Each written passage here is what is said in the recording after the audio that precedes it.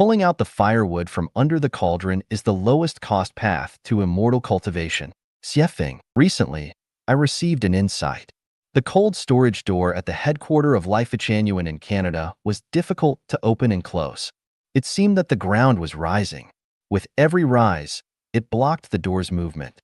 So, I filed the bricks on the ground multiple times. Each filing made the door slightly easier to open, although it still remained stiff. I even decided to call in professionals from a refrigeration company to address the issue. Not long ago, my son came to my place. I explained the problem with the cold storage door to him and asked if he could solve it. After carefully observing the situation, he proceeded to inspect the basement. He proposed two solutions. One was to remove all the floor tiles under the cold storage door and lower the height of the wooden boards underneath, while the other was to address the humidity problem in the basement. He found that the reason the floor tiles under the cold storage door had risen was due to excessive basement humidity. This humidity caused the wood beneath the tiles to swell. When I asked which solution could permanently solve the problem, he said it would be best to address the root cause by thoroughly resolving the high humidity in the basement. Otherwise, the problem would persist in the long term.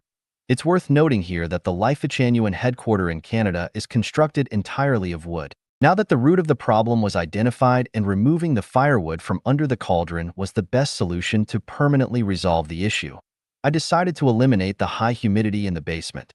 So, I sent my son to town to buy a dehumidifier. After the dehumidifier ran for 24 hours, the cold storage door became much easier to operate. 3 days later, the cold storage door was opening and closing smoothly. The phenomenon with the cold storage door led to an insight.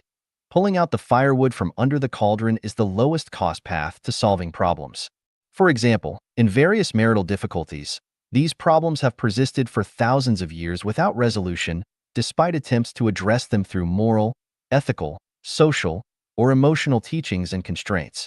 In such cases, the most cost-effective way to eliminate marital problems is simply not to get married. As the saying goes, it is easy to have good relationships with everyone if we do not ask any favor from them. I would not care about the price of wine if I did not drink it. I don't drink, therefore, whether a bottle of Maudai sells for 300 or 30,000, I couldn't care less. Similarly, if someone feels that being a civil servant is restrictive and leads to poor relationships, the best way to address this annoyance is not to become a civil servant but to start a business. Likewise, if someone feels that the United States is not good or safe, the solution is simple. Leave the United States. If a company is plagued with numerous problems and the common people are struggling, the best way to address this issue is not to establish various regulations and legal provisions, nor is it to rely on moral teachings and various expert opinions to deceive people, and certainly not to increase punishment and fire more people. Instead, it is to directly replace the leader. History has proven that the leader is the core guarantee of the people's happiness and social stability. If this core is not functioning, replacing it will lead to a complete transformation at the lowest cost. So, what is the lowest cost path to becoming celestial beings? The answer is eliminating selfishness and ego. Without removing selfish desires and ego attachment, the path to becoming celestial beings becomes unreachable. Quickly attain standards and retreat in time. Xiefeng. Yesterday, I went to the seaside. Normally, during high tide, there's a solitary island not far out in the sea, with a sea view pavilion built on it. Normally, people take yachts to visit the pavilion. Several times, I stood by the sea, gazing at the pavilion and sighing, wishing I could ascend and enjoy the vast sea views. Yesterday, our wish came true. When we arrived at the seaside, the tide was at its lowest, allowing us to walk from the shore to the sea view pavilion. We traversed a stretch of white sandy beach cleansed by the sea waves, encountering oddly shaped exposed rocks along the way. These rocks twisted and turned within the reef cluster for several hundred meters. Ahead was a smooth stone naturally laid out over 10 meters, connecting the North and South Seas. Carefully stepping on the stones to cross this open space, we then crossed several hundred meters of rugged reef jungles, reaching the usual site of the isolated island. Typically, during high tide, the island appears as a dot. But yesterday, due to the low tide, we witnessed the island's vastness, spanning several kilometers. The goal was to reach the Seaview Pavilion, and it was crucial to timely retreat from the island before the tide rose. However, we made two mistakes yesterday. The first error was taking our time, leisurely enjoying the scenery along the way. One moment, we admired the colorful sea anemones. The next, we picked up seashells and caught starfishes. Now and then, we paused to take pictures, expressing emotions like, "Ah, oh mighty sea, how many tales of joy and sorrow have you stirred?" Sometimes we stood atop the rocks, pretending to be philosophers, with a cold gaze over the vast expanse, winds howling, waters surging, myriad events challenging to comprehend. We lingered too long and reached the island close to high tide. The second error was that after reaching the Seaview Pavilion, we should have retreated immediately. Instead, we dawdled, reluctant to leave, continuously looking around and taking photos, expressing emotions and lamenting. While the people gathering seafood hurriedly left, we remained indifferent until someone shouted at us, "If you do not run now, it'll be too late." It was too late. The open space of over 10 meters was already submerged. Wait? Absolutely not. The longer we waited, the deeper the water would become. So, on this bitterly cold day in the lunar year 2006, wearing thick clothes, we rushed into the biting sea water. What does it teach me? In life, the most important thing must be addressed first. So, what is the most important thing? Going to school, starting a family, establishing a career, making money, becoming an official, all undoubtedly are not the most important things. Achieving fame, gaining honor for the family, contributing to the nation, leaving a lasting legacy for generations, and creating a new era are also not the most critical matters. Love affairs, enjoying leisure activities, pursuing fame and profit, and even fighting and killing are far from the most important matters.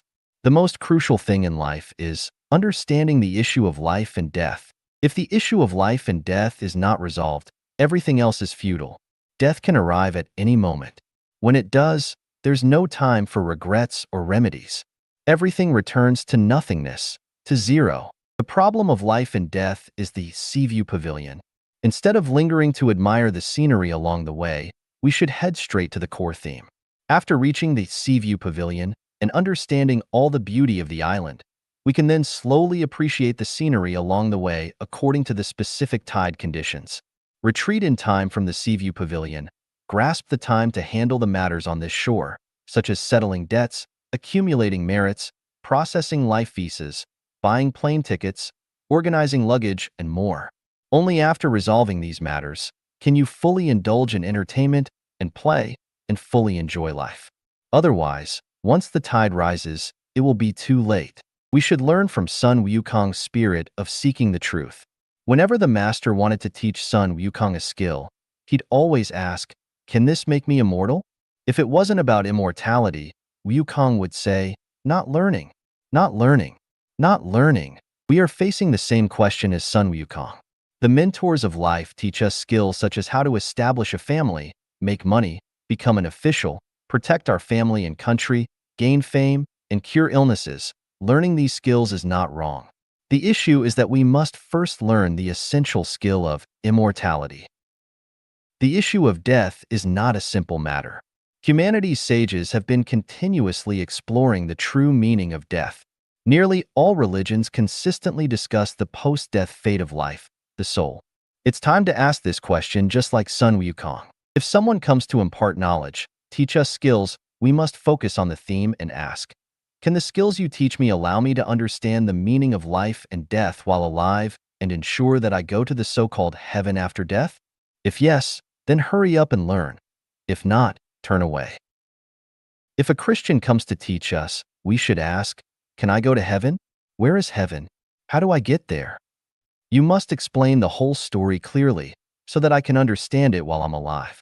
If it's vague, unclear, and demands only faith without proper explanation, then, I'm sorry, I will not learn. Whether it's a Christian, Buddhist, Muslim, Taoist, a member of a political party, this master or that master imparting knowledge, we should pose the same question about life and death. If they can explain clearly, we'll learn. If they cannot, Sorry, we will not learn. Because time is precious and the tide could rise at any moment, blocking us from passing that vast open space. In summary, we need to quickly meet the standard and then retreat in time. Otherwise, we will regret it. Many things, always urgent. The world turns, time presses. 10,000 years are too long.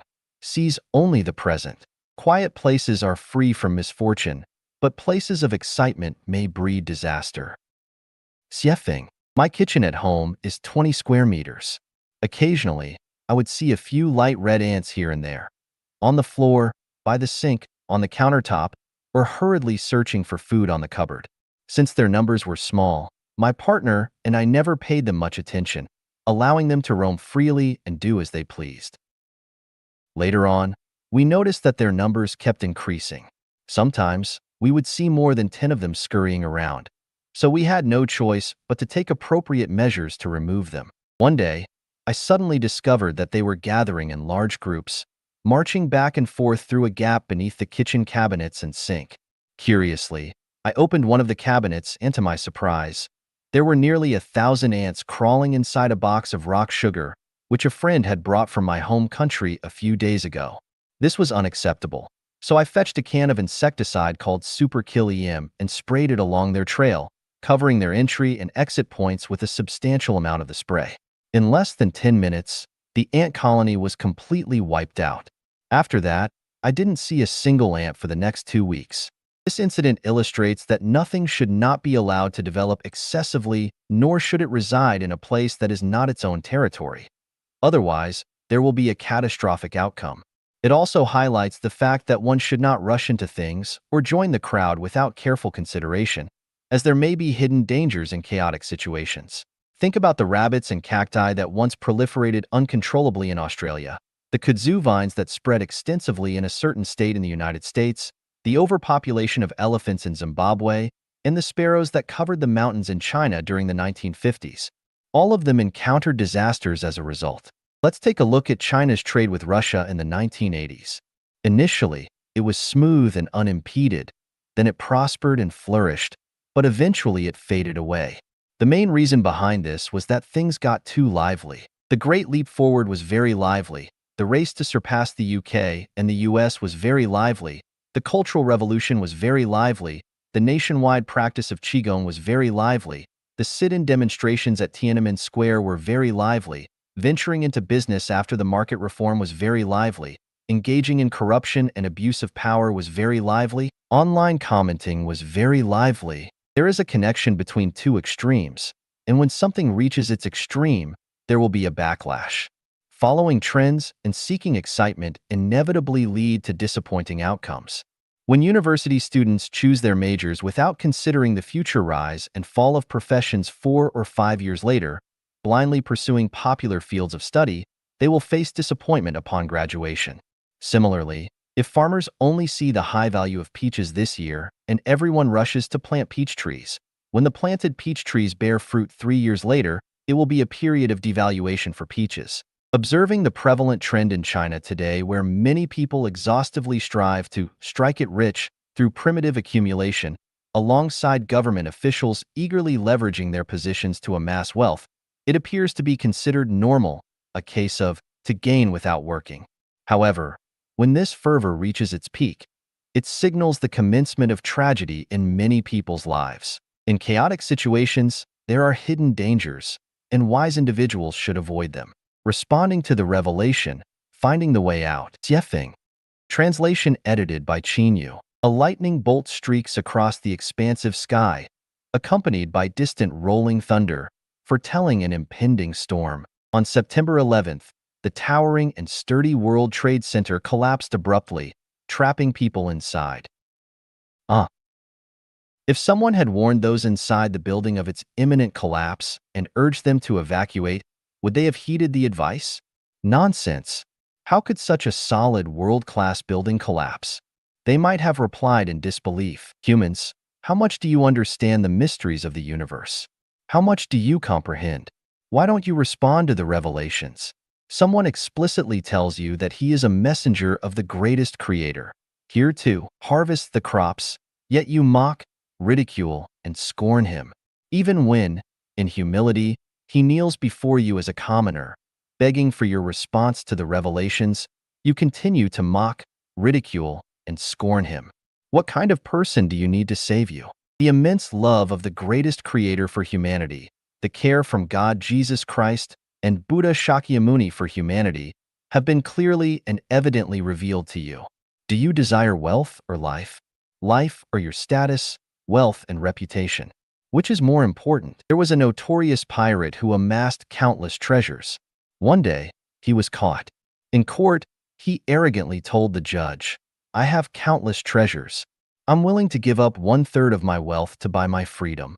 The judge replied, "You've committed robbery and murder. Your wealth cannot buy your freedom." "Judge, I'm willing to give up all my treasures to save my life. You should know, my wealth is enough for the whole nation to spend for 3 years. People die for wealth. Birds perish for food. Don't people love wealth?" The pirate began pleading. The judge resolutely replied, "Debts must be repaid, and life must pay for murder. Your wealth wasn't rightfully earned. It was plundered. The law is not negotiable. I declare that tomorrow at 3 in the afternoon, you will be hanged." The pirate, with tears of regret, lamented, "Had I known that wealth couldn't spare my life, why did I strive so ardently to amass it?" Human laws are not child's play. They cannot be bargained with, let alone the laws of the greatest creator. Don't be stubborn, do not falter, do not retreat midway, do not be captured by demons. Ignite the divine lamp within your heart, seize the moment. Transcend the shackles of life and death, reclaim your true nature, discard conventional thinking, advance at superluminal speeds, abandon all possessions, firmly believe in the journey of life. Don't look around, do not heed others' words, do not run with the crowd, do not feel lonely and forsaken. The key to opening the gates of heaven lies in your hands. You need only ponder quietly, listen to the guidance of your inner spirit. Don't wait for torrential rains to build an ark. Do not wait for the Titanic to hit an iceberg to search for life jackets. Do not wait to see a bombing plane before rushing out of the building. Once everything becomes apparent, it's too late. Your eastern land, due to its vastness, sparse population, and abundant resources, has fallen into a state of excessive greed, rampant killing, widespread falsehoods, and deceitfulness. Many are unfaithful, unfilial, unkind, and unjust.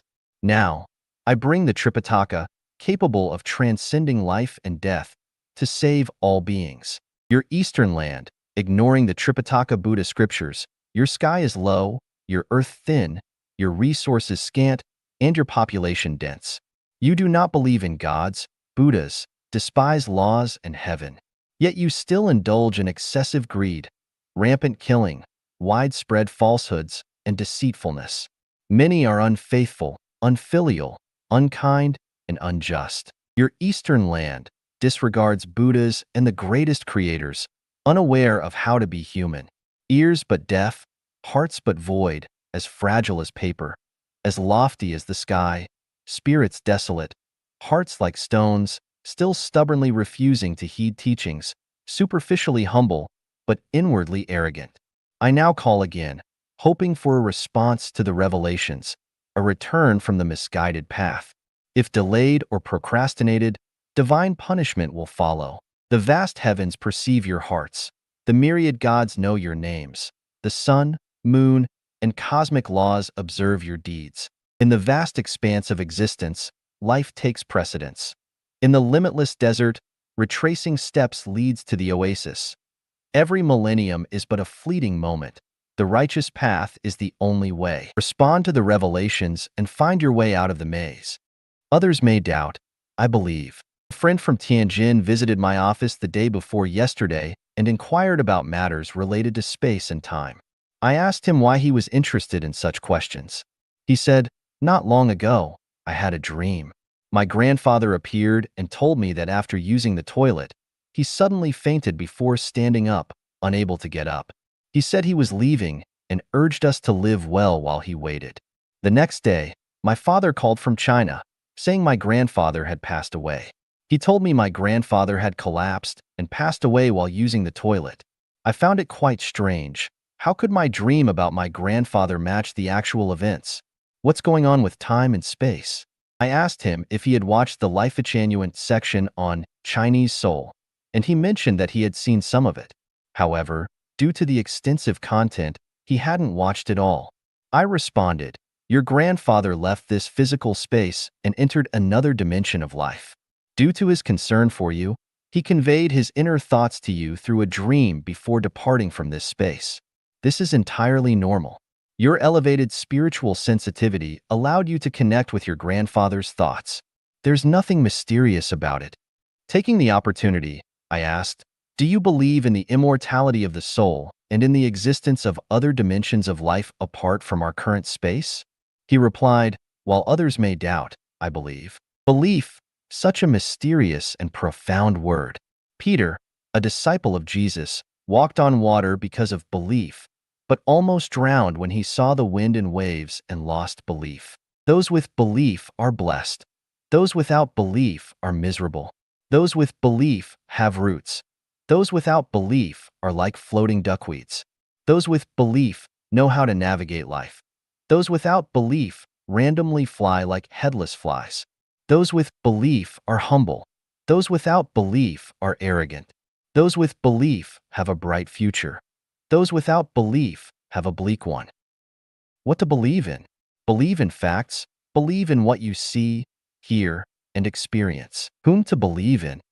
Believe in Jesus, Buddha, Muhammad, Laozi, and the sages. What to believe in?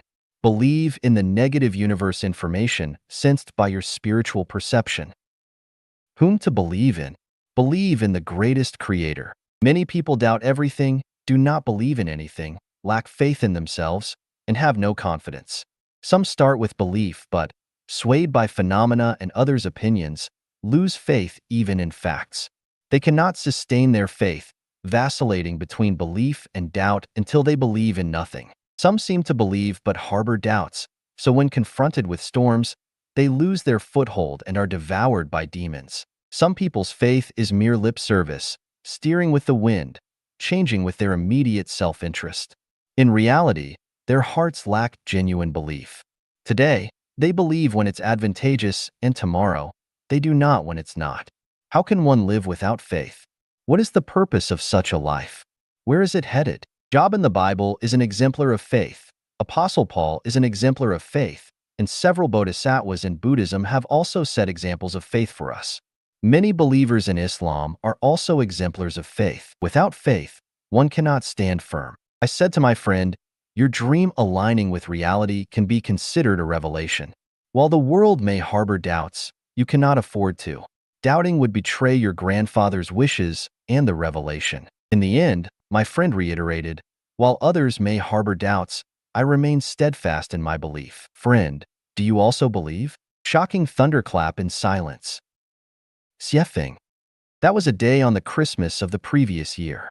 I was driving a van, transporting 8 employees from my store to a fast food restaurant and bar I owned, about 10 kilometers away, to celebrate Christmas. Just as we pulled up to the entrance of the bar, we heard a clack sound, and the left front wheel dropped, tilting the vehicle to the left. Quickly checking, I discovered the axle supporting the left wheel had completely snapped. After a week, I had the car towed to Sadie Motor for repairs. The shop owner, holding the fractured axle, asked me, "Why didn't the car overturn?" I replied, "The axle broke only as the car came to a stop. That's why it didn't overturn."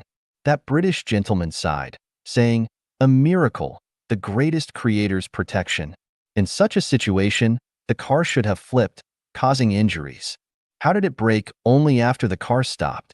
He then pointed at the fracture and explained, "This axle began breaking at least half a year ago. It didn't snap suddenly but deteriorated bit by bit. Its complete fracture was inevitable. It should have happened during driving. You're very lucky." Initially, I didn't care for the analysis, but after hearing his explanation, I felt terrified. I usually drive fast. If the axle had snapped during high-speed driving, not only would everyone in the car have been in danger, but other vehicles around might also have faced disaster. That was close. The axle had been gradually breaking for months, yet I remained oblivious. Thunder lurked in silence. Disasters hid within calm waters. Unseen perils surfaced unnoticed amid the excitement and joy. How can one prevent such occurrences? Since then, I have started contemplating the latent crises within nature. Earthquakes, typhoons, volcanic eruptions, tornadoes, plagues, wars, floods, landslides, droughts, pestilence, sandstorms, accidents, plane crashes, collapsed walls, dam breaches, land subsidence, strokes, sudden power outages, water stoppages, social unrest, riots, and other unforeseen calamities all exhibit early signs of axial fractures. People typically care about results or consequences, rarely focusing on the gradual axial deterioration leading up to them. People often live in regret, never considering early checks and preventive measures. Furthermore, since axial fractures happen gradually and invisibly, they are easily overlooked. Even if someone predicts a disaster in advance, not many believe it. This guy's exaggerating, talking nonsense, or has ulterior motives. What's the solution? Think about Noah building his ark on the mountaintop. How many ridiculed and mocked him? Currently, Life Genuine has faced and will continue to face ridicule, mockery, and cold indifference from many. Among all these axial fractures, my focus is on the fate and future of humanity. It seems that the greatest creator, God Jesus, and Buddha Shakyamuni have particularly favored me, granting me the key to unlock the treasury of wisdom and authority to establish Life Genuine, bestowing upon me the honor of harvesting crops. People, I know you will not easily believe me. In Jesus' era, how many truly believed in Jesus? How many truly believed in Buddha Shakyamuni? How many truly understood Muhammad and Laozi? Many talk about the greatest creator, Allah, the ancestor of Buddha, Emperor Chakra, the heavens, or the divine, but how many genuinely follow them? Many speak of Tao manifests itself in nature. What is nature? Do you understand? Some claim that Xiefeng is creating the greatest creator, that he aspires to be its spokesperson. Oh, ignorant ones, can the greatest creator be created? Is Xiefeng's, the chapter of the greatest creator, creating the greatest creator? Who in human history has explained the greatest creator as comprehensively as the chapter of the greatest creator? Thunder and silence exists. If you don't believe it, just wait and see. But I'll caution everyone in advance. Do not come running later, shouting, "Greatest creator, now I believe," after the axle breaks. By then, it'll be too late, and no one can save you. Revelation of 0 degree. Xiefeng. Living in the northern part of Canada, there's a particular sensitivity to 0 degrees. If the temperature remains at or below 0 degrees Celsius, the snow won't melt. But once the temperature exceeds 0 degrees, even reaching just 1 degree above zero, the melting of ice and snow begins. 0 degrees is a turning point. Below zero is solid, while above zero is liquid. I have a cold storage room where the temperature is maintained at 2 to 4 degrees Celsius. This helps prevent food from rotting and being damaged by freezing. However, whenever the outdoor temperature drops to over minus 30 degrees Celsius, if I'm not careful, the temperature in the cold storage room can drop below zero. Once it reaches 0 degrees Celsius or below, most of the preserved vegetables will freeze and become inedible. 0 degrees is a sign of life or death. Above zero means life. Below zero is death. In physics, there's a term called the critical point, which is the point at which a qualitative change occurs in a substance. Similarly, in the realm of the mind and psychology, there's also a critical point. For example, when you insult or criticize someone, once your insults, criticisms, or accusations exceed the recipient's threshold, they will become angry, even violent.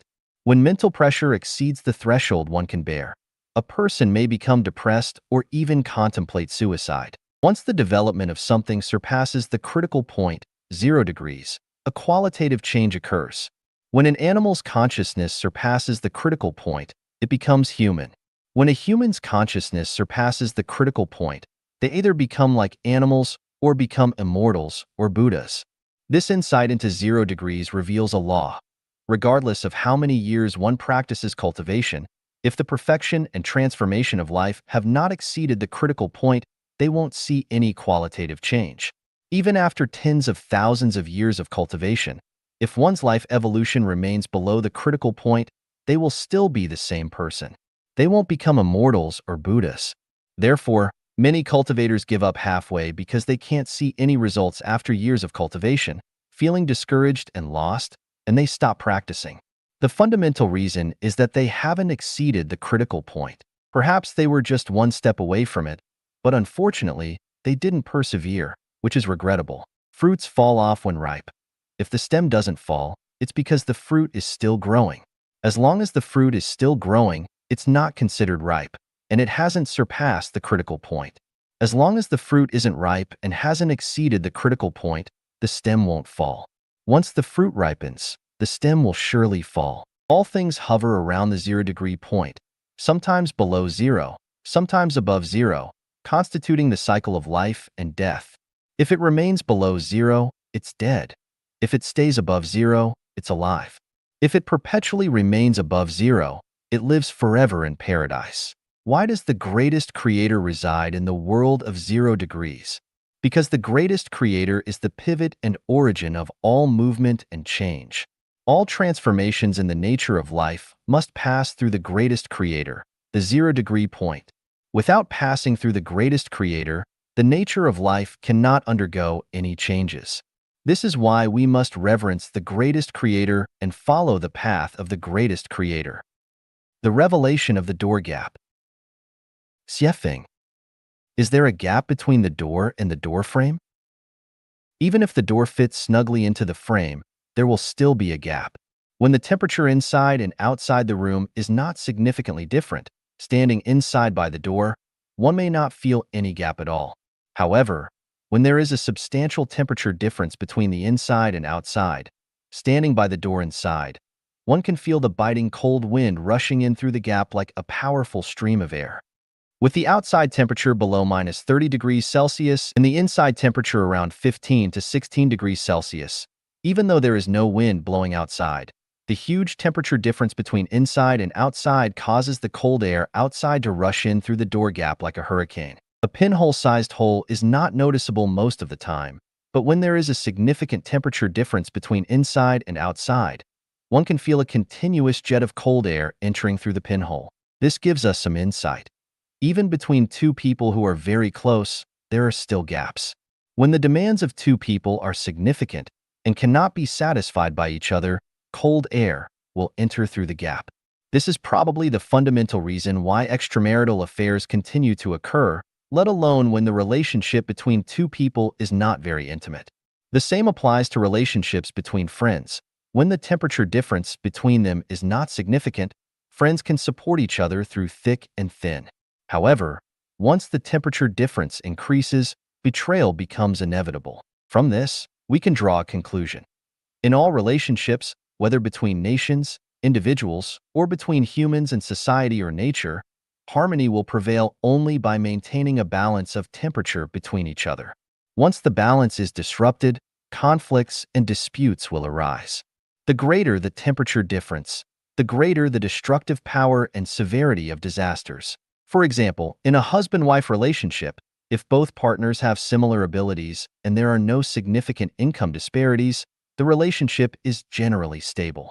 However, once one party's abilities and income far exceed the others, there will be significant gaps in the marital relationship, and divorce may occur at any time when conditions are ripe. Similarly, in the relationships between nations, why are the relations between countries like the United States, the United Kingdom, Australia, New Zealand, and Canada relatively close and strong?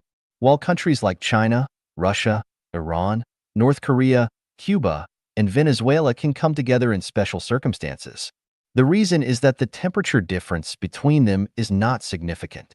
Once the temperature difference is stark, cold wars and hot wars become inevitable. This further suggests that to maintain harmonious and intimate relationships with others, the first step is to maintain a basic balance of temperature between each other. For peace and prosperity in the world, countries need to interact with each other and avoid isolationism. To prevent extreme cold, heat waves, droughts, and floods in nature, humans must maintain a balance with nature, and human exploitation of nature must not exceed the limits it can bear. Once exceeded, extreme heat, extreme cold, droughts, floods, and various viruses will emerge and wreak havoc. The revelation of the camera. By Xiefeng. In this era, no matter where you go, there is likely a camera watching you, recording everything you do. This is especially true in important places like banks, jewelry stores, airports, and stations. But don't forget, many homes and even hotel rooms are monitored by cameras. Sometimes it's unimaginable that someone might secretly install a camera in your bedroom to record everything. This phenomenon tells us that no matter where we go, whether there is a camera or not, we must be prepared for the possibility of being watched by countless cameras. We must behave honestly and decently, otherwise, our actions may be captured by others and become irrefutable evidence for blackmail. What does this phenomenon reveal to us? It reveals to us that the sky has eyes, the earth has eyes, everyone has a pair of eyes, there are gods 3 feet above our heads, there is a space called retention information space in the 36-dimensional spaces. This space tells us that everything in the universe is a camera. Our daily words and deeds are meticulously recorded by the retention information space. As long as the universe exists, everything from our past, including a few years ago, hundreds of years ago, thousands of years ago, tens of thousands of years ago, hundreds of millions of years ago, is fully recorded, not in photo form, but in documentary form. Many people see their past like watching a serial drama after being hypnotized. Therefore, never do evil. Never have the mentality that if I do this, no one will know, especially when you are alone. Don't think that no one knows what you do. The actual situation is that heaven knows, earth knows, the greatest creator knows, everything knows. So don't sneak around doing bad things. You can't escape the law. Now let's think about another question. Does anyone know every thought in our hearts? Before we get this answer, let's think about whether anyone will know every word we type on our computer and mobile phone. The truth is, as long as our computers and mobile phones are connected to the internet, no matter what content we type on our computers and mobile phones, the network terminal knows and even records it. We know that every person is connected to the entire universe. So we know that the universe knows all our thoughts and ideas, and they are all recorded. How can the universe know our thoughts and ideas? How does it know our inner activities? It turns out that all our thoughts and activities in our hearts will turn into a frequency wave and be emitted into the universe, and our biological wave color will also change with our inner activities. Even our expressions, emotions, and postures will change with our inner activities. How can the universe not know? The universe knows everything means that Tao will record everything that has happened and is happening in the universe. This means that the greatest creator knows everything. Our every little bit, including inner activities, can't escape the greatest creator's eyes and ears. So we understand the reason why miracles appear when we cry out to the greatest creator for help in times of crisis. We will understand the value and significance of praying or confessing to the greatest creator. So we further understand that our current life situation is all caused by our past words and deeds and all the activities in our hearts. Everything is just right. There is no favoritism and injustice. So we understand how to live this life, understand which path to take in life. Revelation. The more excellent, the happier. Xiefeng. This year, one of my friends sent me 12 large peaches from Vancouver. The color of them were gorgeous. They tasted tender, crisp, and sweet. They were big and fragrant, and except for some that I had eaten as a child, I had not enjoyed such big and fragrant ones in many decades. Later, I bought several kinds of peaches from a local supermarket, but in terms of size, color, and sweetness, they could not compare with those big peaches from my friend. To satisfy my guests, I always serve a plate of fruit for breakfast. Grapes are a standing item, so I serve them every day of the year. In addition to ones grown locally in Canada, there are also grapes imported from the United States and Mexico. Since I buy and eat grapes often, I discovered their secret. The bigger the grape, the sweeter and more fragrant, the more delicious, fewer seeds, and less residue they have, and of course, the more expensive they will be. From the above revelations of peaches and grapes, I have found that for all things, including lives, the more excellent that they are in some ways, the better they will be in many ways. This revelation even applies to people. The more excellent that people are, the easier it becomes to deal with them. The less trouble they bring to others, the more reasonable they are, the more flexible and accommodating they are in dealing with affairs, the more they give and dedicate, the less they ask for, the more humble, positive, and optimistic they are, and the better the quality of their lives are. The more excellent that people are, the better one feels about getting along with them. On the other hand, the better that people can get along with them, the more excellent they are. A further enlightenment is that only the excellent can create beautiful environments and lives. Perfection creates perfection, but flaws create defects. From this revelation, we can understand that if a region or country is poor and backward, then too few outstanding people must reside within it. But if it is prosperous and its people live and work in peace, then many outstanding people must live within it. By the way, if someone always brings hope, beauty, happiness, and joy to people, and excites and makes them ecstatic, then this person must be excellent and is a big fairy peach or a big, sweet, fragrant, and colorful grape. If, on the contrary, a person always brings worries, anxiety, troubles, confusion, pessimism, and unpleasantness, then they are, you guessed it, revelations from daily life. Xiefeng. Everything and all phenomena are the words of the greatest creator, and changing phenomena are the greatest creator speaking them. This is Zen, the book without words. Reading the book without words is talking to the greatest creator, and you can listen to the greatest creator's words in daily life without pursuing a lofty posture. I placed a bag of flour inside my refrigerator, but not in the freezer section. When I reopened it a year later, I found that it had formed into lumps, which made it inedible. Revelation. Flour should be placed in a dry and ventilated place because it will rot and deteriorate in a damp place. People should change their homes frequently, and they should always ventilate their thoughts. Otherwise, over time, they will become stubborn. I kept some eggplants in my refrigerator, the temperature in which was kept between 0 degrees C and 4 degrees Celsius. Within a few days, they had turned black, were frozen, and tasted stale. Later, I left other ones at room temperature, and within a few days, they too had rotted. Revelation. Some vegetables cannot be kept too cold or too hot. Some people cannot be loved or hated. If you do not take a bath or change your clothes for a month, lice will appear. Revelation. As long as the conditions are right, species will find them. Viruses appear in the same way. So if humans do not adopt new ideas and new ways of living often, viruses will arrive. The coronavirus is telling people that they must think and live differently. Revelation. People who do not learn to perceive and accept new ideas and new lives often will invite parasitic thoughts to grow in their minds. When boiling mung beans, you will always encounter iron beans. Their shapes and colors are exactly the same as those of mung beans, but no matter how you cook them, they do not soften. In fact, the more you cook them, the harder they become.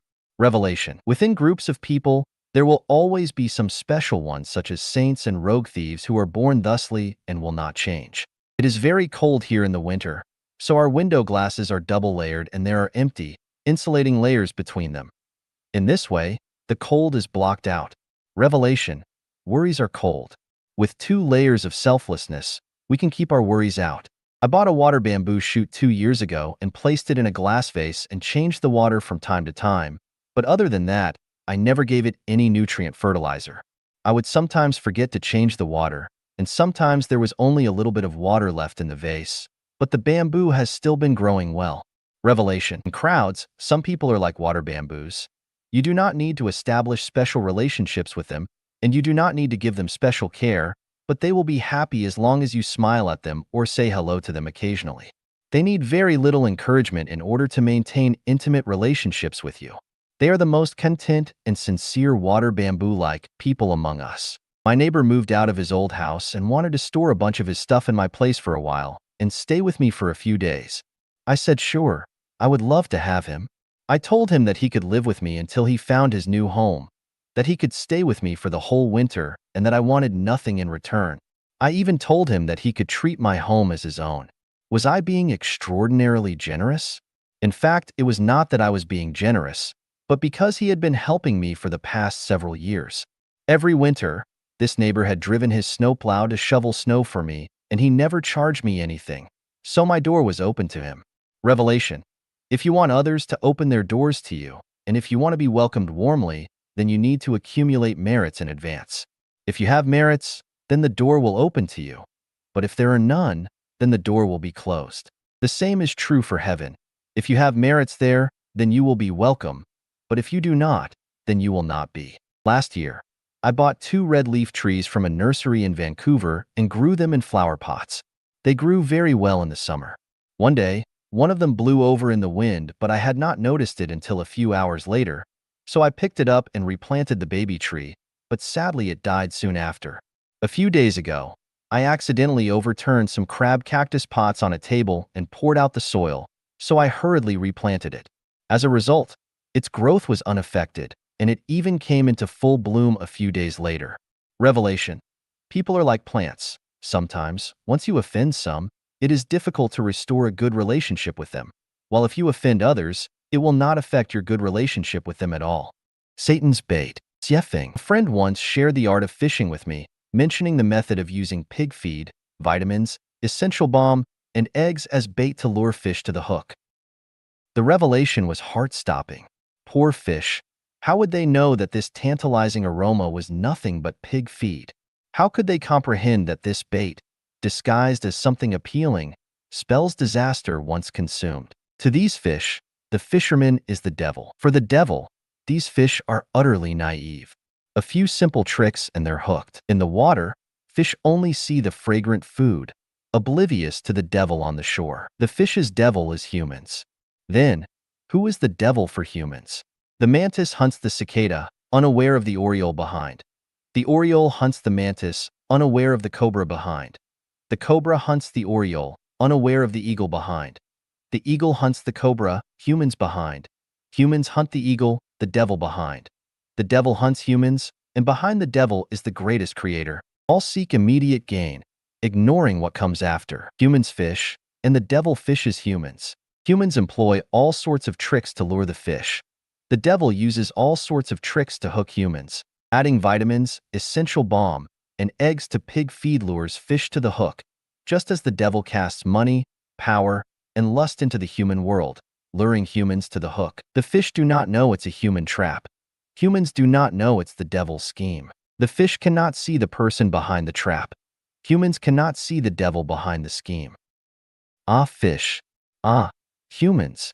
Beware. Life rots and stinks like this. Xiefeng. Today, July 14th, 2004, while preparing dinner for my beloved and child, I was frying eggplant and thought of adding some garlic. I fetched a plastic bag containing stored garlic from the storage, opened the bag, and picked a clove. To my surprise, the garlic was darkened, and upon breaking it open, it was rotten. Emptied out all the cloves. Not a single one was spared. It's odd. Normally, garlic does not rot for several months. So why did this bag, purchased just a month ago, turn rotten and stinky? Suddenly, I recalled an incident during a summer business trip within the country. After washing my face with a towel in the morning, I absent-mindedly placed the damp towel inside a plastic bag.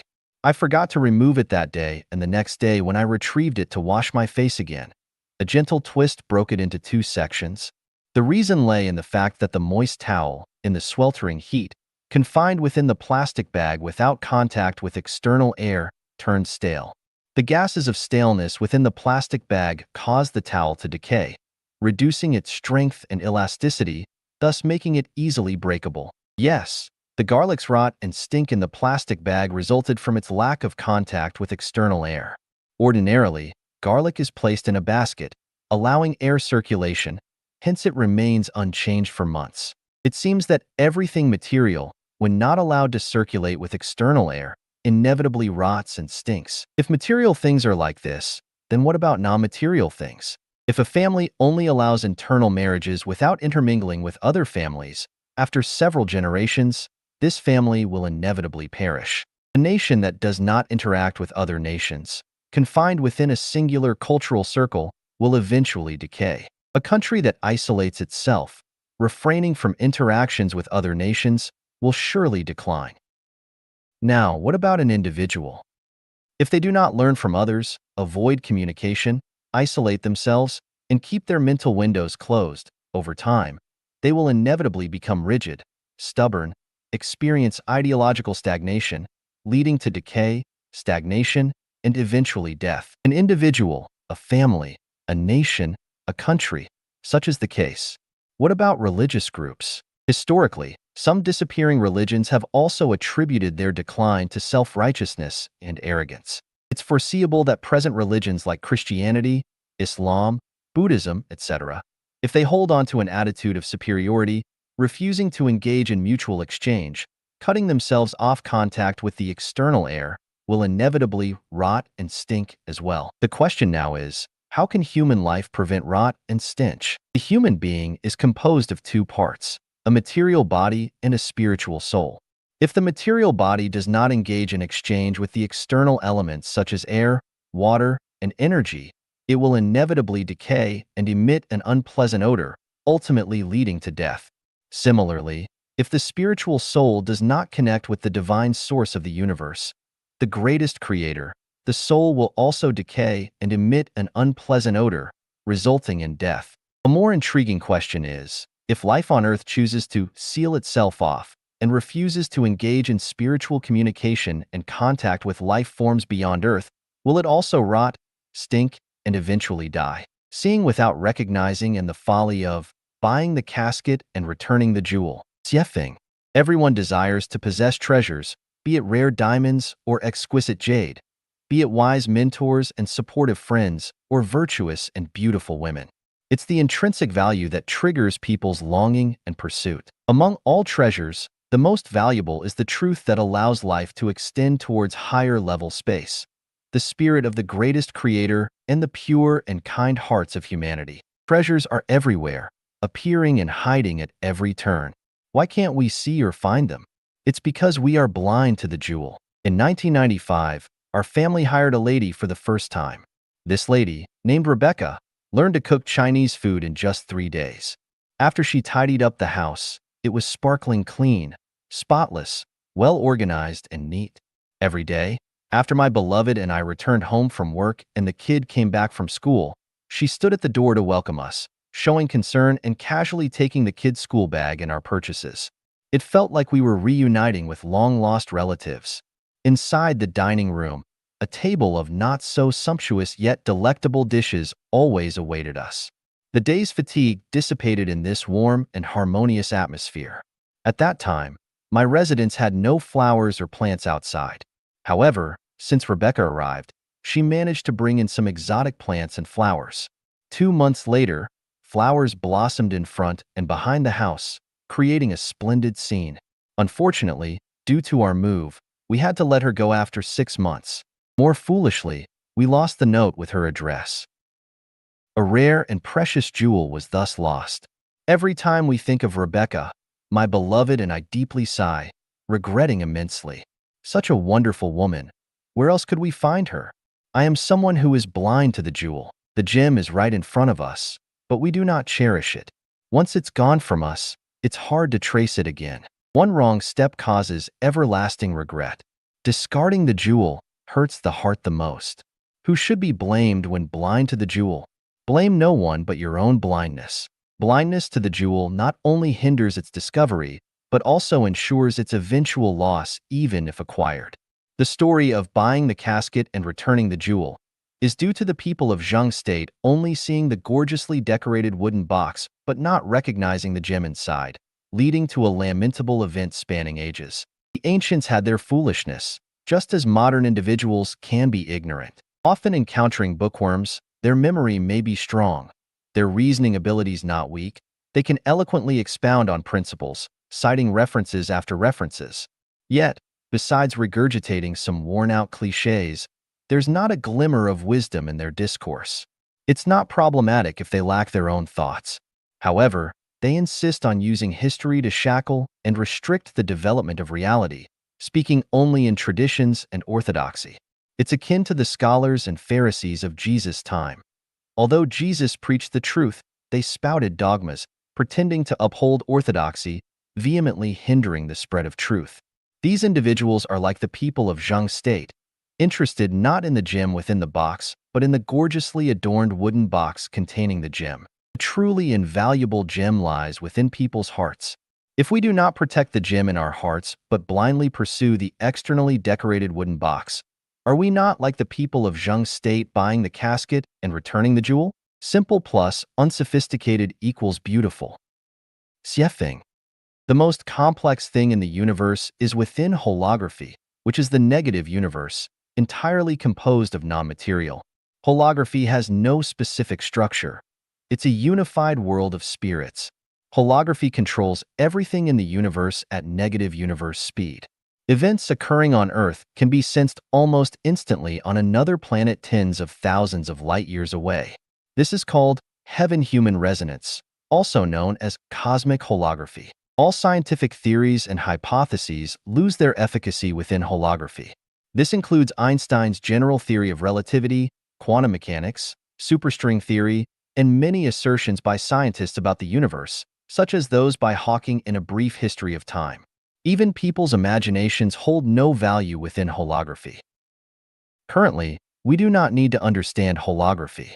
Let's analyze what is most beautiful in the universe from the origin of matter. No one denies that everything in the universe originates from structure. A fertilized egg can develop into a relatively perfect life form, depending on the structure of that egg. The type of life form corresponds to the structure of the fertilized egg. A dog's fertilized egg cannot develop into a pig, and a monkey's fertilized egg cannot develop into a human because the structures of their material origins are different.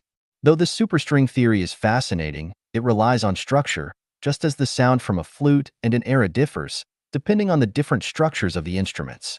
However, for us humans, structure is elusive. We cannot grasp it. Melody is beautiful, but it has no visual effect. Quarks, protons, neutrons, photons, electrons, etc., cannot exhibit their beauty to humans. A single molecule may be simple, yet its beauty eludes our appreciation. From holography to structure, from structure to superstrings, from superstrings to particles, from particles to molecules, from molecules to matter. This process is a journey from complexity to simplicity. Why simplify? Because simplicity aligns with the way of life on Earth. Without simplicity, the emergence of human society is impossible.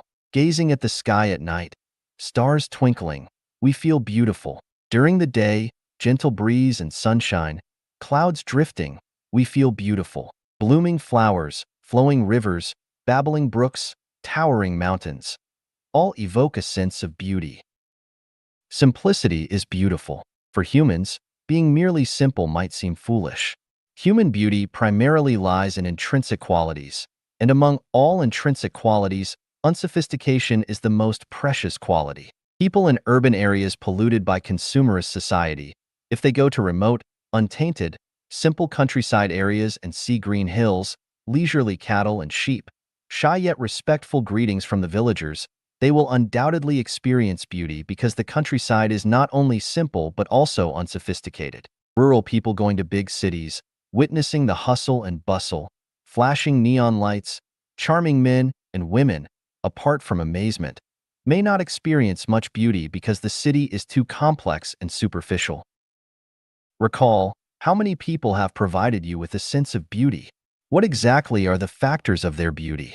If someone looks beautiful but is superficial, can you feel beauty from them? When people are young, they experience more beauty because everything is simple and pure. The older people get, the less beauty they feel, because through simplicity and unsophistication, they see complexity and superficiality. Human society is becoming increasingly complex, vulgar, and superficial, deviating from the true path, losing not only beauty but everything.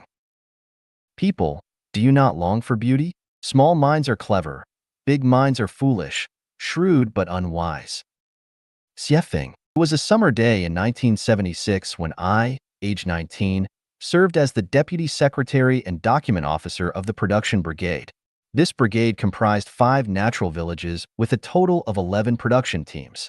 5 teams were made up of relocated residents from the Lujiaxia Reservoir, while the other 6 were local residents, including 2 Muslim villages. Due to the diverse composition, I handled matters and spoke with extreme caution. I never dared to offend any production team. The best way to maintain smooth production operations, I learned, was to be fair and humble, respecting all the elderly.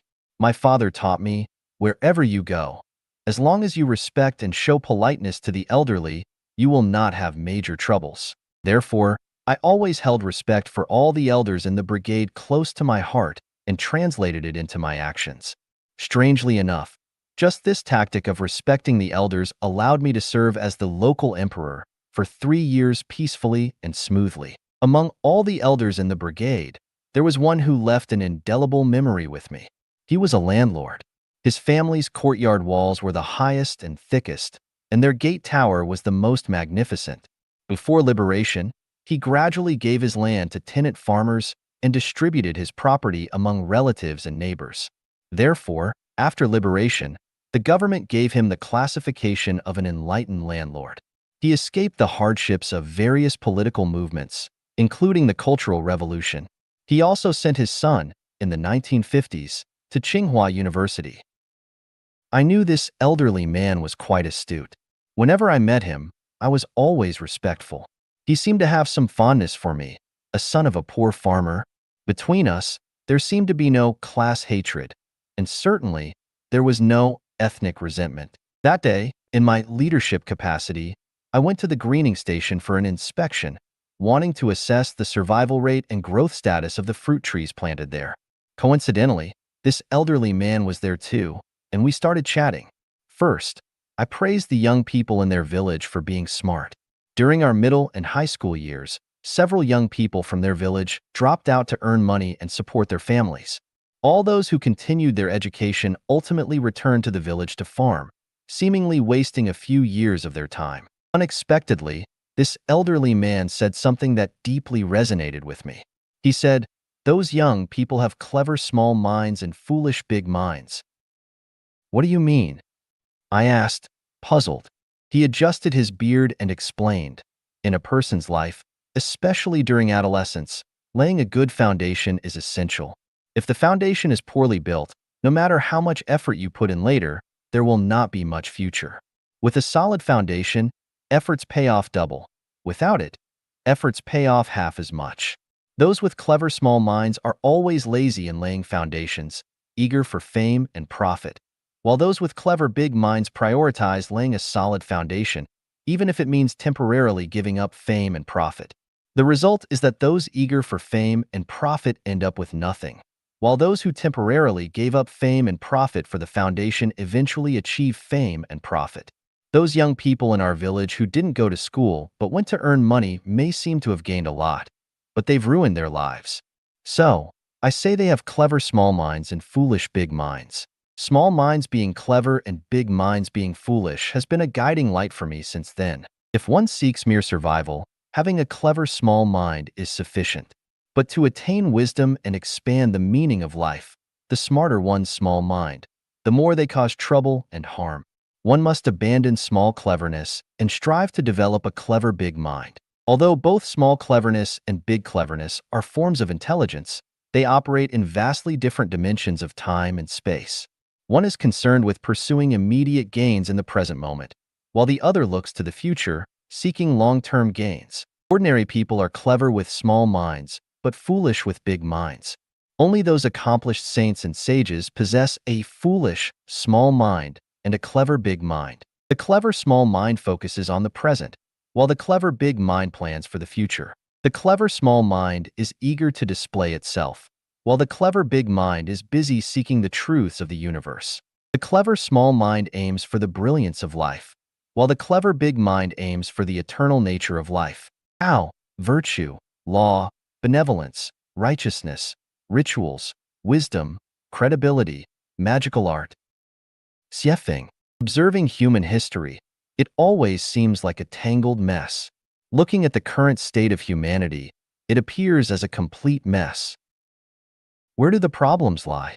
Can we organize this tangled mess and find some order? The universe operates in order. Seasons change in a timely manner.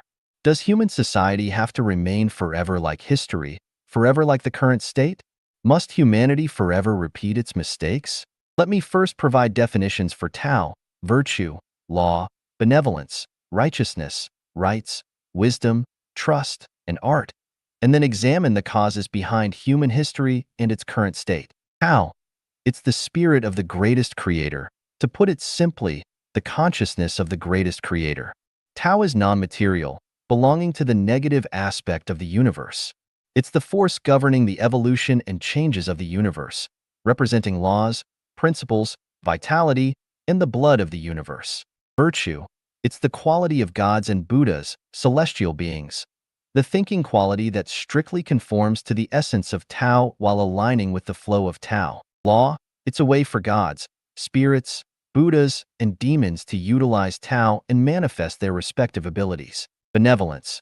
It's the internal standard used by sages in human society to restrain themselves and all people to uphold the inner quality of virtue. Righteousness. It's a behavior of noble people and gentlemen. Rituals. It's a method used by rulers to maintain their rule. Wisdom. It's the cleverness and ingenuity acquired by the common people for survival. Trust. It is a mutually binding covenant devised and created to maintain the orderly life of humanity. Magical art. It's a trick played by lower-class individuals in society to highlight themselves through abnormal channels. By analyzing human history and current state from these definitions, when humanity prioritizes Tao, all aspects of human society can operate in order, presenting a state of national peace, favorable weather, natural harmony, and genuine modesty and accommodation. When humanity forsakes Tao but prioritizes virtue, the trend of seeking gods and Buddhas starts to prevail. Waves of religious movements emerge, the mindset of seeking divine blessings becomes increasingly prominent, and religions begin to dominate various social domains.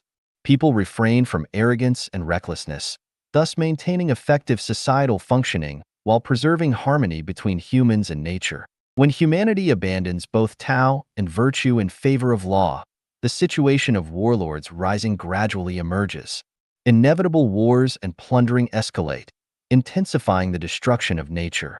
Humanity plunges into a phase of frenzied development. When humanity esteems benevolence, with Tao and virtue in decline, law can receive appropriate restraints. However, cunning and sophistry begin to prevail. Various doctrines, thoughts, and ideologies proliferate, and humanity gradually loses spirituality, relying more on rationality for survival. When righteousness becomes a trend, numerous political parties, social groups, and civilian factions emerge, intensifying the competition for self-centered interests. Human society becomes restless and unstable. When rituals dominate society, the essence of human nature begins to degrade, and beastly behavior finds its way. Everyone strives vigorously to climb upward, leading to prevalent acts of oppression, slander, false accusations, mutual deception, opportunism, and a surge of deceitful practices. These phenomena proliferate like mushrooms after the rain. When wisdom is promoted as human cleverness, people become excessively shrewd, constantly striving for personal gain. Seizing every inch of merit, their hearts and words at odds, lies pervading streets and alleys, faith completely lost. Their small minds exceedingly bright while their larger minds are exceedingly foolish. They appear human but resemble ghosts, making it difficult to distinguish between the two, making it hard to differentiate between humans and demons. When credibility is recognized by the masses as the best tool to restrain humanity, constitutions, laws, regulations, and systems multiply, becoming increasingly intricate. Coupled with religious doctrines and ritual constraints, human nature is almost entirely lost. Everyone becomes a cog in society's machinery, struggling and fighting, yet finding it challenging to realize their noble ideals. When magical art takes center stage in society, superstition prevails, the distinction between humans and ghosts becomes blurred. Falsehoods, ugliness, and evil replace truths, beauty, and goodness. People become akin to those under a spell, chaotic, disordered, rendering it almost impossible to find a remedy for humanity. Isn't this the cause of human history and its current state? The function and value of garbage. Xiefeng.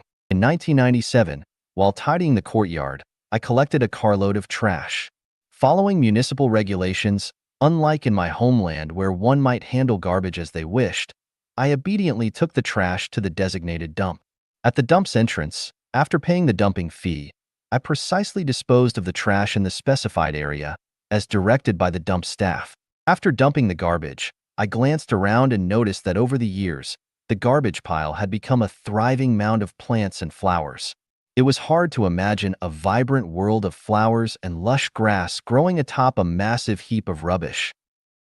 Nature is truly amazing. It can turn decay into wonders, and death into eternal life. This was a remarkable revelation that urged me to treat garbage with kindness. Garbage is treasure. By collecting various types of trash in one place and allowing them to undergo exposure to the sun, rain, wind, and heat, the garbage can transform into potent organic fertilizer, providing a continuous source of nutrients for the plants growing above it, creating a beautiful garden. Expanding on this revelation, if material garbage can become nourishment for plants, can spiritual garbage become nourishment for spiritual life? Deliberately, I began collecting spiritual garbage. I discovered that human-created culture contains a considerable amount of garbage. If we gather this garbage and let it ferment and decay within our minds, it will surely turn into something extraordinary and magical. Scavengers in cities know where to find scrap iron, discarded cans, old papers, and bottles. Similarly, I gradually learned where to find cultural garbage. Aside from picking up garbage from historical cultural repositories, I also collected garbage from modern political doctrines, religious studies, scientific inferences, especially from newspapers, magazines, and online forums, where I could gather large amounts of trash every day. I loaded all this garbage into my mind, allowing them to contradict, refute, and generate a biochemical reaction. Eventually, I used this as nourishment for Life Genuine, providing fertile soil for its germination and growth. Just as grass and flowers grow on piles of material garbage, Life Genuine has sprouted from heaps of cultural refuse. Just as grass and flowers purify the earth, Life Genuine purifies the soul. Anticipate the future of Earth, verdant, blossoming, filled with talented individuals, and harmonious. Watch with anticipation. Now and in the future, humanity's cultural treasures will radiate brilliant light within Life Genuine. The writings of saints and sages will find their place here, sparkling like stars, galloping like 1,000 horses. And those articles deemed cultural garbage will continue to provide nourishment for Life Genuine. The Garden of Eden is lost like this. Siefing. I have 2 German shepherds, belonging to the military dog breed. One of them is named Luanbei, and the other is called Lambwa. Whenever the night is deep and quiet, I enjoy taking a leisurely stroll on the lawn in my courtyard, which is even bigger than a soccer field, and ponder in tranquility. During this time, the 2 dogs joyfully run around me, both guarding the courtyard and providing me solace. Due to their loyalty, I treat them well. They receive meat every day, and their monthly food expenses are at least 200 yuan. I bathe them once every 2 weeks, and I never scold or beat them. There exists a harmonious and mutually beneficial relationship between humans and animals. 3 months ago, my animal-loving wife brought home a small pet from a friend. Its scientific name is West Highland White Terrier, belonging to the small hunting dog breed. These dogs have a small size but are highly alert and intelligent. They are capable of both being affectionate and understanding human emotions. Due to their likable and adorable nature, they often live indoors with humans and enjoy all the luxuries and comforts of a dog's life. The next day, my partner bought a large circular plastic basket specifically for it, lined with a thick layer of old window screen folded into a mattress inside.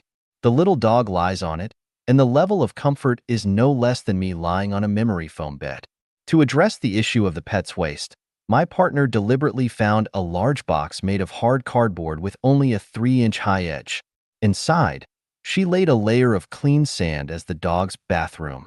Everything was prepared, and only enjoyment remained. Unfortunately, this little dog doesn't use its bathroom and insists on urinating and defecating on the carpet. My partner searched for information, sought advice from experts, and repeatedly tried to train and guide the dog, but it remained stubborn and unchanged. Helplessly, we had no choice but to let it spend the night outdoors with Luanbei and Lambwa. The treatment it should have enjoyed has been lost. Who should we blame? Do we as humans also experience the same kind of sadness as our dog? There was a tall and strong African man named Paul. He, along with his spouse and 2 underage children, lived in a less than 10 square meter room made of old wooden boards, in a very pitiful condition. When I spoke with him, I discovered that he was psychologically and mentally stable. Moved by sympathy and compassion, I invited their entire family to live with me. I assigned Paul to manage the garden and clean the courtyard, so that he could earn a wage through meaningful labor enough to provide a relatively normal life for his whole family. A month passed, yet the weeds in the courtyard remained unattended, and the flowers continued to wilt. When I was at home, I often saw Paul squatting to weed, but as soon as I left, I discovered he had gone back to sleep. I assumed Paul didn't enjoy this task, so I brought him to the store to handle cleaning and organize merchandise. However, after a week, the dust accumulated, and the store appeared even more disorderly. What is the reason? Upon observing, I noticed Paul spent a considerable amount of time cleaning rags. He'd stand by the sink, dedicating an hour to washing a single rag. Feeling helpless, I assigned him as a security guard at the club, providing him with a brand new security uniform that suited his tall stature. He looked remarkably enthusiastic, unable to wipe the smile from his face. I assumed this would finally please him. I briefed him on his duties, specifically instructing him on handling disruptive individuals and theft incidents. However, much to my surprise, he still didn't put much effort into his work. He would stand at the entrance like a statue. When a thief took the camera, he lacked the courage to even ask a question. Feeling utterly helpless, I had no choice but to ask Paul and his family to leave, allowing them to fend for themselves outside. Such examples have occurred more than 20 times in my vicinity alone. How was Eden lost? It wasn't because God was unjust or the deities lacked compassion.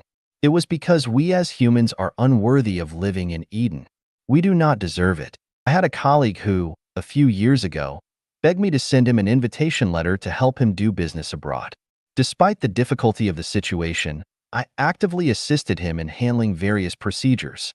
When everything was ready and only the departure for overseas remained, he became arrogant and boastful.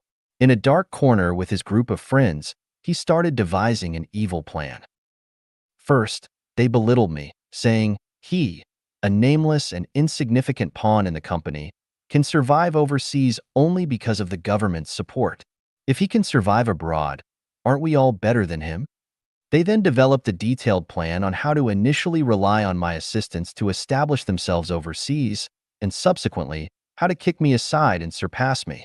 Upon hearing this news, I immediately sent him a fax message. There has been a change in circumstances, and I am unable to accommodate you temporarily. Let's discuss this in the future. How was Eden lost? The expulsion of Adam and Eve from Eden had special reasons, but one factor was their own actions, disobeying the rules and taking the forbidden fruit. When individuals face misfortune, the majority of people's initial reaction is to seek various reasons to absolve themselves. They can always find sufficient reasons to blame the heavens, the earth, society, and others, but they rarely look within themselves for the causes. When humanity as a whole faces misfortune, many people begin to blame the greatest creator, gods, and Buddhas, unwilling to look for reasons within human moral behavior. Alternatively, they may pray to the greatest creator, gods, and Buddhas, seeking salvation for humanity, yet they are reluctant to reflect on their own actions and make necessary changes for self-improvement. The old Eden has been lost, and the new Eden has long been established, with its gates open to everyone. My disobedient little dog would certainly not be able to enter Eden. Paul, being lazy and irresponsible, an unproductive individual, cannot be allowed into Eden. Despite my colleagues' active pursuit, their intentions are impure, and I cannot permit them to enter the sacred Eden. The blind cannot see the blue sky, so they claim there is no sky. The deaf cannot hear sounds, so they say rivers have no ripples. Those without spiritual awareness cannot see God, so they say there is no Eden. God loves the humble, and Buddha enlightens those with affinity. As for the rest, they are like Paul, destined to fend for themselves. The greatest creator's judgment of humanity occurs at all times and in all places. Xiefeng. All major religions mention Judgment Day, or the judgment by the king of hell in the netherworld. However, after exploring the 36-dimensional spaces, I haven't discovered a designated place for judgment. The greatest creator has never assigned a fixed date for a collective or individual judgment of humanity. So, how did this notion of a judgment day originate? One reason could be a mistaken understanding of divine teachings. Those who recorded the words of gods or Buddhas might have misinterpreted the meanings or added their own cleverness and wisdom when translating the divine words. The other reason is that people mainly focus on outcomes, neglecting the processes that lead to them. People see death as life's conclusion, ignoring the process itself. Consequently, they believe that death marks life's end, and after death, souls face a final judgment. Such beliefs are erroneous. The concept of Judgment Day blasphemes the greatest creator, confuses humanity, and exacerbates life's hardships and misfortunes. It's a kind of magical power, a spell, a barrier and hindrance placed within human consciousness. The greatest creator's judgment and selection of humanity, both collectively and individually, occur anytime, anywhere. There is not a final judgment. It's immediate, executed by Tao rather than by gods, Buddhas, or any celestial beings. How does Tao judge people? Up to this point, I've outlined in other articles what Tao is. In the Bible, it says, Tao is the greatest creator. However, there's a meaning not yet revealed. The greatest creator is not Tao. Tao is the greatest creator. The greatest creator is not Tao. How to understand this? Mao Zedong thought is Mao Zedong, but Mao Zedong is not Mao Zedong thought. Wang Mazi's consciousness is Wang Mazi, but Wang Mazi is not consciousness. China's laws represent China, but China is not its laws. Tao manifests itself in nature, means Tao follows the will of the greatest creator. The will of the greatest creator corresponds to the spirit of the greatest creator. Tao and the spirit of the greatest creator are synonymous. Although the meaning of Tao is vast and profound, in this context, Tao is specifically defined as the spiritual law that upholds the orderly functioning of the universe and the cycle of life. Although the Diamond Sutra may not explicitly expound on the concept of Tao, those of superior wisdom who comprehend the sutra would undoubtedly understand that what Shakyamuni Buddha repeatedly elucidates is essentially Tao. All phenomena are illusory. The Dharma cannot be grasped, expressed, nor is it truly Dharma or non-Dharma.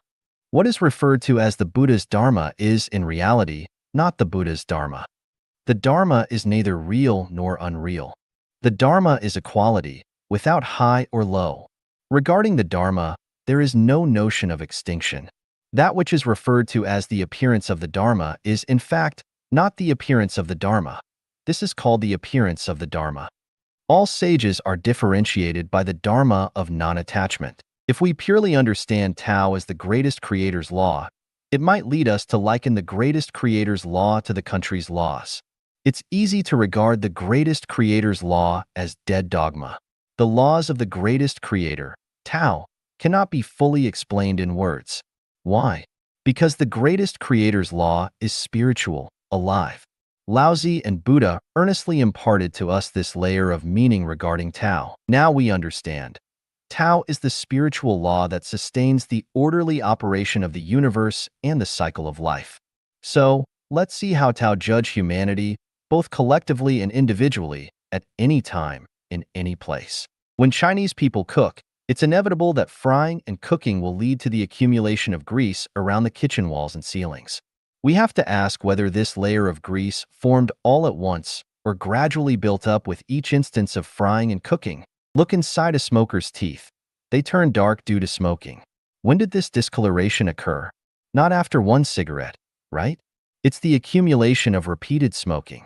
When someone suffers a sudden heart attack or stroke, is it caused by a single instance of low vitality or inadequate blood supply, or an immediate surge of heart fire? Unlikely. Was the sudden earthquake in Tangshan the result of a single tectonic shift? Does the emergence of a dust storm result merely from pulling out a few blades of grass or cutting down a few trees? When someone is abruptly elevated to a central government position, is it purely coincidental? When someone unexpectedly gets a chance to study abroad, is it solely an opportunity? When someone dies in a car accident, is it just misfortune? Aren't there accumulations of various factors behind these events? 10 years to nurture trees, 100 years to cultivate individuals, gathering streams to form rivers, accumulating grievances to lead to disasters. If one consumes 9 steamed buns, does it mean only the 9th bun satisfies hunger, while the preceding 8 are wasted? Is poverty the fault of the heavens? Does it not have its own causes and consequences? Is it unfairness of the greatest creator? When a billionaire is suddenly assassinated, Does it lack causes and consequences? Is it the injustice of the heavens? Without the accumulation of quantity, there can be no qualitative transformation. Without personal effort and dedication, there can be no happy life. Without profound contemplation, wisdom is unattainable. Without the manifestation of love, the Spirit will not descend. Without spiritual living, one can never enter the higher realms of life. Enumerating the above simple truths, I want to illustrate that the judgment of Tao on humanity, punishment, and reward is happening at all times and everywhere. When thirsty, drink some water to solve the problem immediately. When in need to urinate, release it promptly to make the body comfortable right away. In an instant, there is eternity. Understanding that the judgment of Tao, reward, and punishment is immediate, accurate, impartial, and intangible, a life of wisdom should be lived like this. Regardless of the circumstances, rich or poor, influential or powerless, renowned or scorned by others, the key is to pay attention to one's next action. Avoid punishments from Tao and strive to receive rewards. Specifically, first, believe in the greatest creator and hold gratitude in your heart. Second, listen to the teachings of gods and Buddhas. Do not dismiss them as superstition. The teachings of gods and Buddhas are treasures of wisdom and the guidebook of life, absolutely devoid of any malice. When tempted to engage in corruption, remember that Tao is present. Tao wields a knife in one hand and holds the gem of life in the other. If you engage in corruption, the knife will be at your throat. If you resist corruption, Tao will embed the gem of life in the non-material structure of your life. Likewise, when you have trash in your hands, do you casually throw it on the street? Or do you take a few extra steps to put it in the trash bin? When seeking revenge, do you continue to retaliate and harm others? Or do you forgive and show mercy? When encountering a prostitute, do you engage in promiscuity? Or do you go home to your spouse? When presented with a bargain, do you scheme to take advantage? Or do you live an honest life? At the entrance of a casino, do you go in and gamble? Or do you turn and leave? When a brother or sister is in trouble, do you do your best to help? Or do you abandon them? When faced with conflicting interests, do you compete? Or do you yield? When you see the nation on the verge of collapse, do you actively strive to turn the tide? Or do you act opportunistically and add fuel to the fire? Sow thorns, and they will obstruct your path. Plant willows, and you will not taste apples. Reap what you sow, gourds from gourd seeds, beans from bean seeds. Divine punishments, though slow, are always sure. With big meshes, yet letting nothing slip through the law of cause and effect is precise to the smallest detail. Human management often leads to numerous mistakes due to insufficient wisdom and spiritual flaws, whereas the operation of Tao never errs. The greatest reward by following Tao is the evolution of your life's non-material structure towards a higher level of life. Understanding this principle, even if someone were to offer us all the treasures in the world, we would remain unmoved. Ascending to this level of life allows one to act effortlessly and tread the path of life smoothly. Tao is judging us at all times and in all places. Let us follow Tao. The last flight, Jiefeng, a friend of mine, busy buying gifts, ended up running late on the way back and encountered traffic due to another accident. Helplessly, they missed the last flight and were forced to stay at Bangkok Airport in Thailand for a day. During journeys, missing the last mode of transport often happens. Whether it is a bus, a ship, or a plane, there is always one last trip within a day. If missed, one has to wait for several hours, or even days. However, when it comes to life's final flight, missing it means waiting not just for a few days, years, or several decades, but potentially for centuries, millennia, or tens of thousands of years. The saying, "too late for regrets," profoundly resonates with those who've missed life's final flight. During life's journey, it's crucial to be aware of the departure time of the last flight and allocate sufficient time to catch it. To board that last flight, it's better to temporarily let go of less important matters. Avoid spending too much time sightseeing or shopping to prevent deep regrets. The timing of life's final flight can be calculated through Nostradamus prophecies, Mayan prophecies, the 9-year-old Martian from Russia, descriptions in the Lungyan Sutra by Buddha Shakyamuni, and the descriptions in the 3rd chapter of 2 Timothy in the Bible. These can help calculate this time. Below, I've transcribed a passage from 2 Timothy for your reference. I urge you to compare it with the current human society to check if it is worth your reflection. However, you should know that in the last days there will be very difficult times. People will love themselves, love money, boast, be proud, abusive, disobedient to their parents, ungrateful, unholy, without love, unforgiving, slanderous, without self-control, brutal, not lovers of the good, treacherous, rash, conceited, lovers of pleasure rather than lovers of the greatest Creator, having a form of godliness but denying its power. Turn away from such people, always learning but never able to come to a knowledge of the truth. Do not miss life's final flight. Once missed, your wealth, power, and fame will be worthless. Crying out will be in vain. The flight of life will not be delayed because you're a president, CEO, scientist, master, professor, scholar, billionaire, or an engineer of human souls. Do not assume that being kind or poor would allow for changing the date and route of life's flight. Truly just as the last flight of life, the noble rarely appear. Xiefeng. There were 3 strange encounters that made me realize the noble do not easily reveal themselves. The first one was in March 1994, in the Kiarokio area of Matabiland, North Province in Zimbabwe. It was a quiet day, and I was driving my pickup truck along an abandoned path, venturing deeper into the jungle. As I reached a small hill, I turned off the engine and was about to get out when I suddenly saw a white deer on the hill. It turned its head and looked at me for just a few seconds before swiftly disappearing into the forest.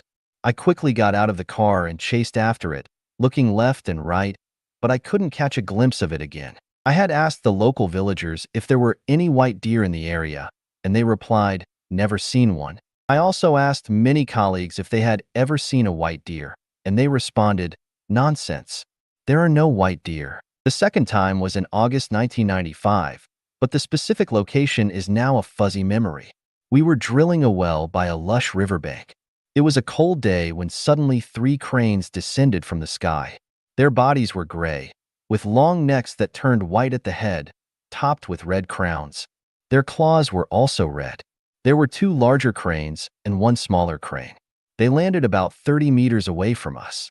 I had seen this type of crane before in 1964 when I was herding sheep near the Yellow River. According to the elders, it is rare to encounter these cranes, and those who do are believed to have good luck and are likely to prosper financially. I have now seen 5 of them but still haven't struck it rich.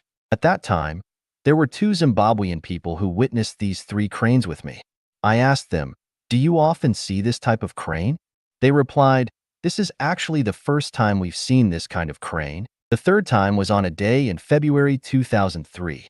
The location was my residence at 46 Pendennis Road, Mount Pleasant, Harare. It was around 6 o'clock in the morning. Having lived in Harare for nearly 8 years, I often observed birds in the early morning. I visited 2 bird parks and had seen dozens of bird species.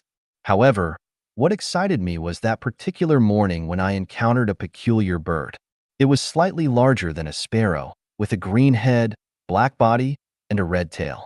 What stood out the most was its tail, which was vividly red and measured approximately 25 centimeters in length. It perched among the treetops for only about 10 seconds before flying away. The white deer, cranes, and exotic bird. What do they signify? They signify that the noble do not easily reveal themselves. This leads me to think of the Emperor of Japan, who seldom appears in public because of their nobility. Diamonds are hard to find because they are precious. Reclusive hermits in the mountains do not easily emerge because of their nobility. Some households keep their extraordinary treasures hidden from the market because of their value. This leads me to the realization that anything that is esteemed, rare, and of infinite value is not easily found. This leads me to ponder, how many rare and precious things are yet undiscovered in this universe, in this world? How many wise and enlightened sages and immortals are hidden, like dragons and tigers lying in wait? Truly, the mysteries are boundless. Wise ministers choose their lord, while virtuous birds select their tree for perching. Tigers do not descend upon plains, and horses do not venture deep into mountains. The phoenix does not land in a place devoid of treasures, and immortals do not associate with ordinary people. Blinded by a single leaf, one cannot see Mount Tai. And without destiny, it is difficult for a person to encounter extraordinary experiences. Indeed, the noble do not easily reveal themselves, and those who readily display themselves are not truly noble. The path of genius. Xiefeng. Elon Musk is undoubtedly a genius.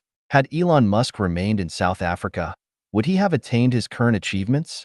Unlikely, as South Africa lacks the nurturing environment necessary for such genius to thrive. Suppose Elon Musk were Chinese and lived in China.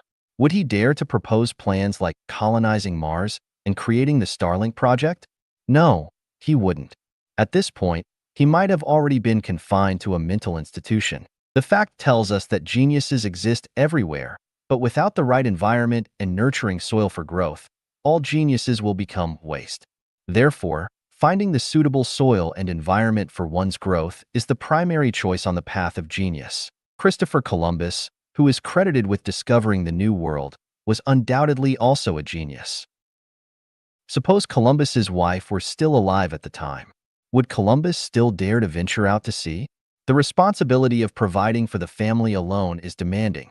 How could one then find the time or inclination to embark on a perilous voyage? Additionally, supposing his wife possessed a narrow-minded and jealous nature, would she agree to his maritime adventures? She might ask, "Don't you love me anymore? Are you already planning to abandon me for another woman? How will I and the children survive if you don't return?" No, absolutely not. I refuse to let you go on a sea expedition. An unreasonable wife might assert, "As long as I'm alive, you'll remain at home and not go anywhere." I firmly believe that marriage and family bury half of the world's geniuses. Therefore, the second rule on the path of genius is not to be bound by trivial matters and mundane people.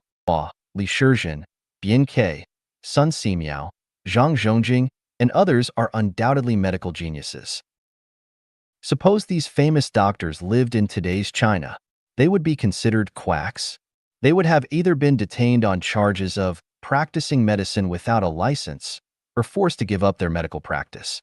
This means that for geniuses to fully utilize their innate talents, the timing of birth and growth must be appropriate, as even exotic flowers cannot survive in winter. In summary, soil, environment, freedom, and fortune are the path of genius, and none of these four elements can be lacking. This suggests that for every 10 geniuses, 9 go unrecognized or wasted.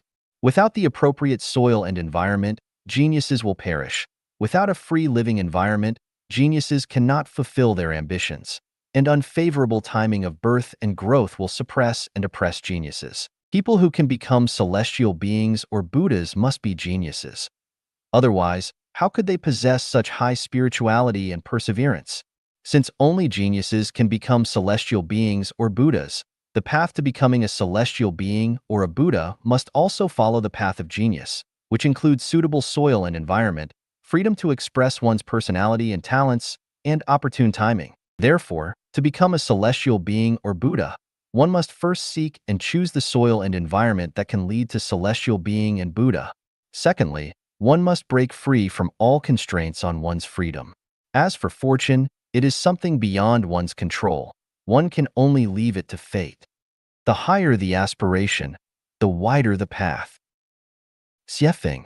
In places where competition is fierce, survival conditions become harsher and relationships between people become more tense, making the acquisition of survival resources more brutal.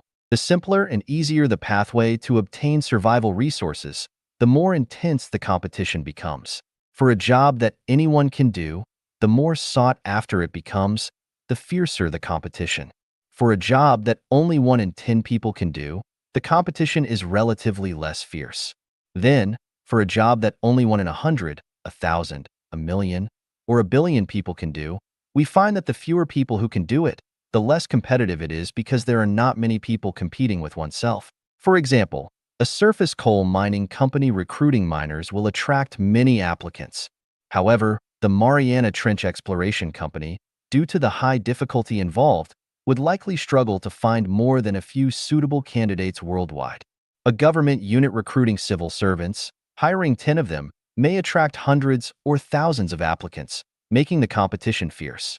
But if Elon Musk is recruiting someone capable of controlling the global nuclear weapons button to prevent nuclear-armed countries from launching nuclear weapons, probably only very few people can be found in the world at present.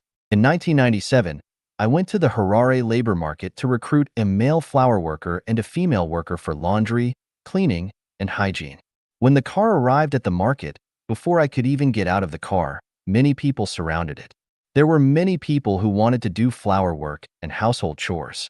Later, when I went to the market to recruit shop assistants, the situation was the same. Then, when I opened a bar and tried to recruit a bartender, there were very few suitable candidates. Later, when I opened a nightclub and tried to recruit a DJ mixer, I couldn't find one. I had to hire a DJ mixer instead. From this, we discovered a small secret, which is that if you want to find a job with low competition and high income in society, you must have special talents and be different from others. Without putting in effort and undergoing rigorous training during our upbringing, we can only compete with many others for our livelihood. This involves the question of the meaning of life. That is, from an early age, we must consider what kind of work or career to engage in. Each person has 24 hours a day, and where we allocate our time and energy is a major factor in whether we will be happy or not in our lives. Now, there are thousands of job types in front of us. Which one will you choose? For example, shining shoes, making shoes, repairing shoes, herding sheep, herding horses, farming, gardening, being a shop assistant, a police officer, a taxi driver, a delivery person, a grocery store manager, a restaurant owner, a teacher, a civil servant, a worker, a soldier, a workshop technician, an engineer, a professor, a painter, a doctor, a lawyer, a judge, a musician, a performer, an entrepreneur, a writer, and so on. We find that the faster the income comes, the simpler and more accessible the job is, and the more people can do it, the more intense the competition will be. For example, shining shoes on the street can bring income on the same day. Working as a laborer, a teacher, or a civil servant can bring income in the same month, and farming and gardening can bring income in the same season. However, to become a professor, an engineer, or an entrepreneur requires upfront investment, effort, and more investment. In conclusion, to avoid fierce competition and maximize income, one must first invest. The longer the investment period, the fewer competitors there will be, and the greater the benefits will be. At this point, we find that due to the need for survival or the pressure of survival, most people have given up investing and turned to seeking quick profits. They go where they can make money quickly and engage in work that can bring immediate gains. As a result, the number of elite individuals in all walks of life is decreasing, while outstanding individuals are becoming fewer and fewer, and the number of ordinary people is increasing. Everyone is familiar with the story of Mencius' mother moving 3 times. Why did Mencius' mother move 3 times? It was actually for her son's aspiration.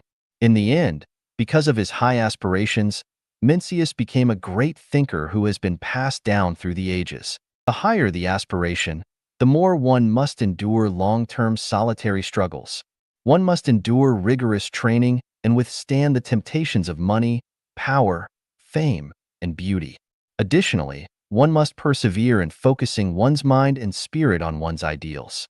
Finally, one must invest one's time and energy in one's own career. Do not be hasty for quick success. Those who are hasty for quick success will never become outstanding figures. So, what is the highest aspiration?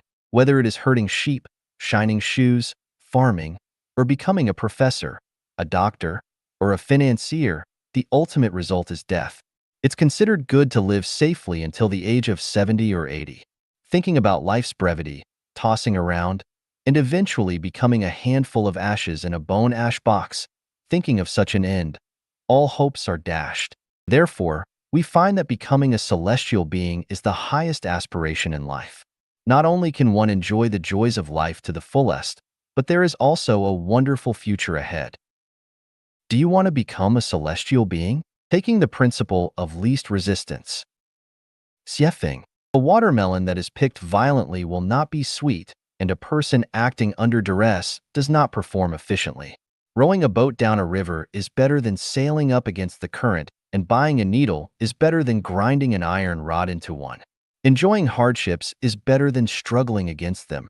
So rather than forcing yourself to fight, you should just submit and relax. Cleaning the earth is better than terraforming Mars. Strengthening a nation is better than building the Great Wall. Dredging smoothly is better than preventing forcibly. Feeding a dog is better than training a pig to become one. And singing the praises of the living is better than flattering the dead. Use your head to create knowledge rather than to defend dogma. Using local materials makes more sense than importing them from across the ocean, but if none are available, it is better to move to another place. Obey nature and swim with the tide because everything changes, and do not store rotten apples. When the east is dark, the west will be bright. If it is dark in the south, there will be light in the north. People who were not raised here have obviously been raised over there. Change with the opportunity and take things as they come. Never complain about poverty when you are safe and well-fed. Never miss having meat when you have bread.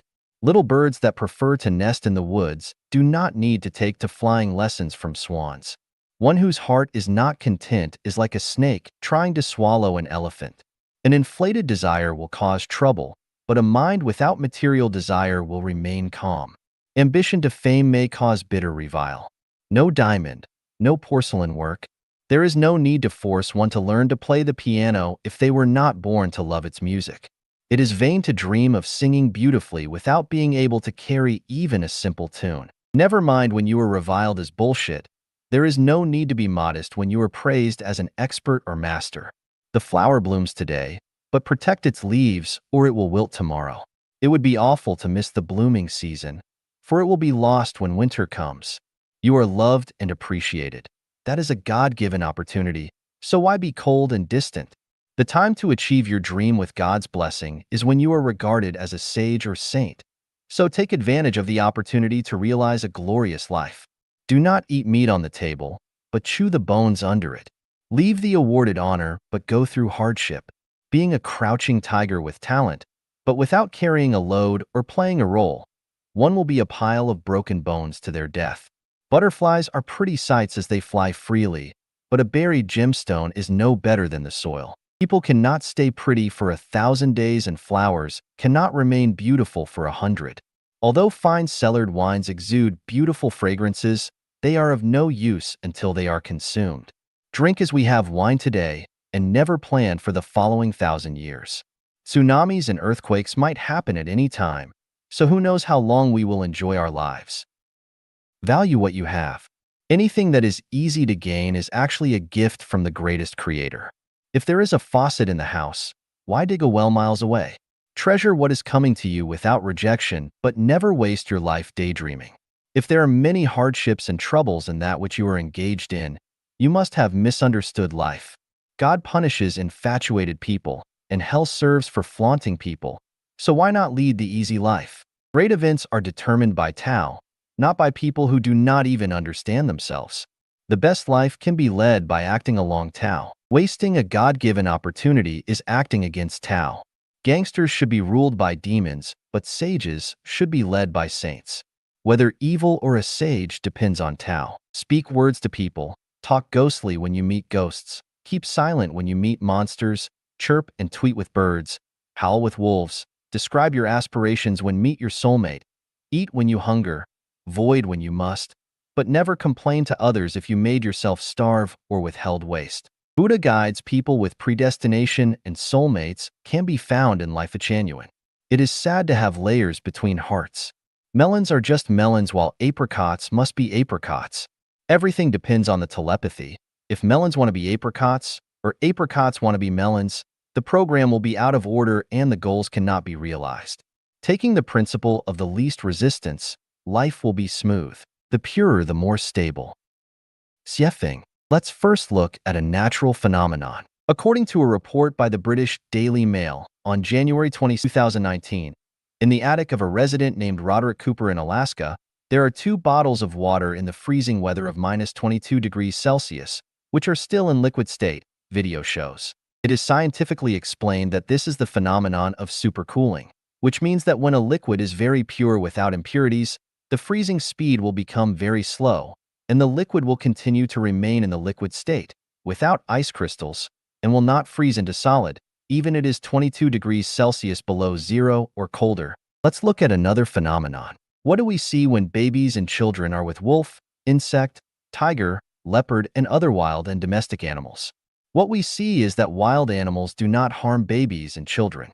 No matter how wild dogs are, when they are with babies and children, they become docile, even affectionate, when they are with babies and children. They not only do not harm babies and children, but also take care of them. Dogs are like this. Horses, cattle, sheep are like this. Even wild wolves are like this.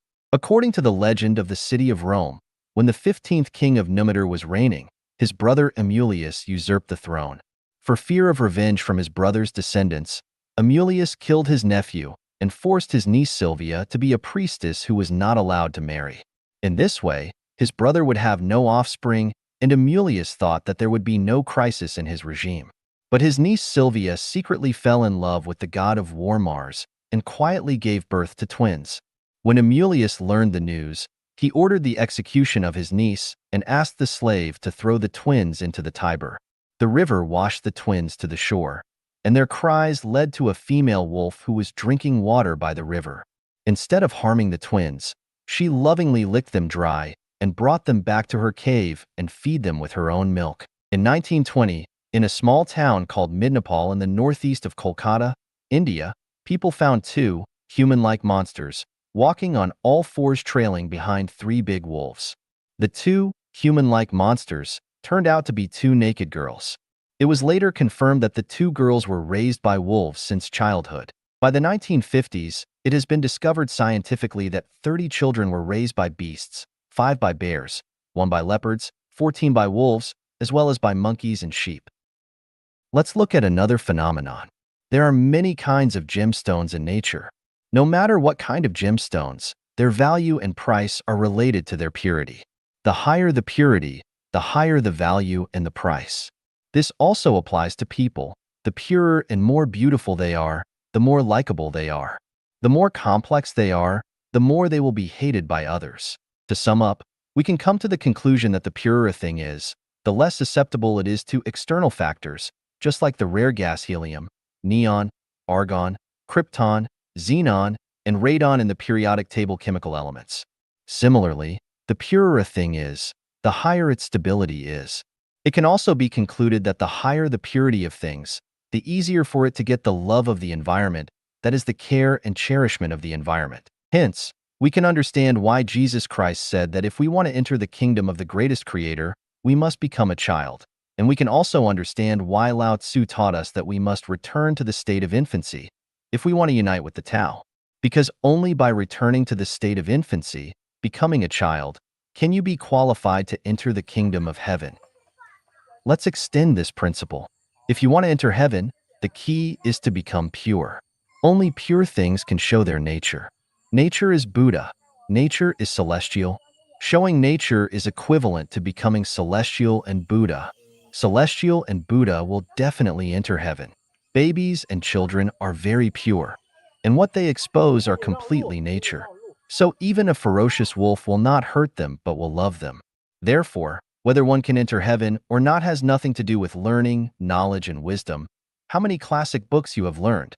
It has nothing to do with religion, how many good deeds you have done, how much truth you have understood and spread. It has nothing to do with kowtowing, burning incense, or making pilgrimage.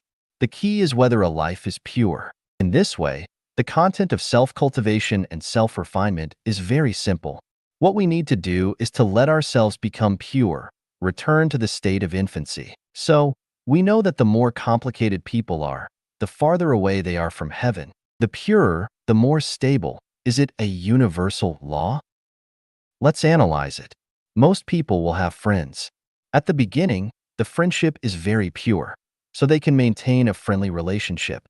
But gradually, the friendly relationship cannot be maintained. Why? The reason is that the friendship is becoming more and more impure. If interests are added to friendship, the friendship will become complicated and impure, so it can no longer be maintained. Many people set up companies and business. At the beginning, the company developed smoothly, but as time passed, the company began to decline and close. What is the reason? The reason is that the company has become impure.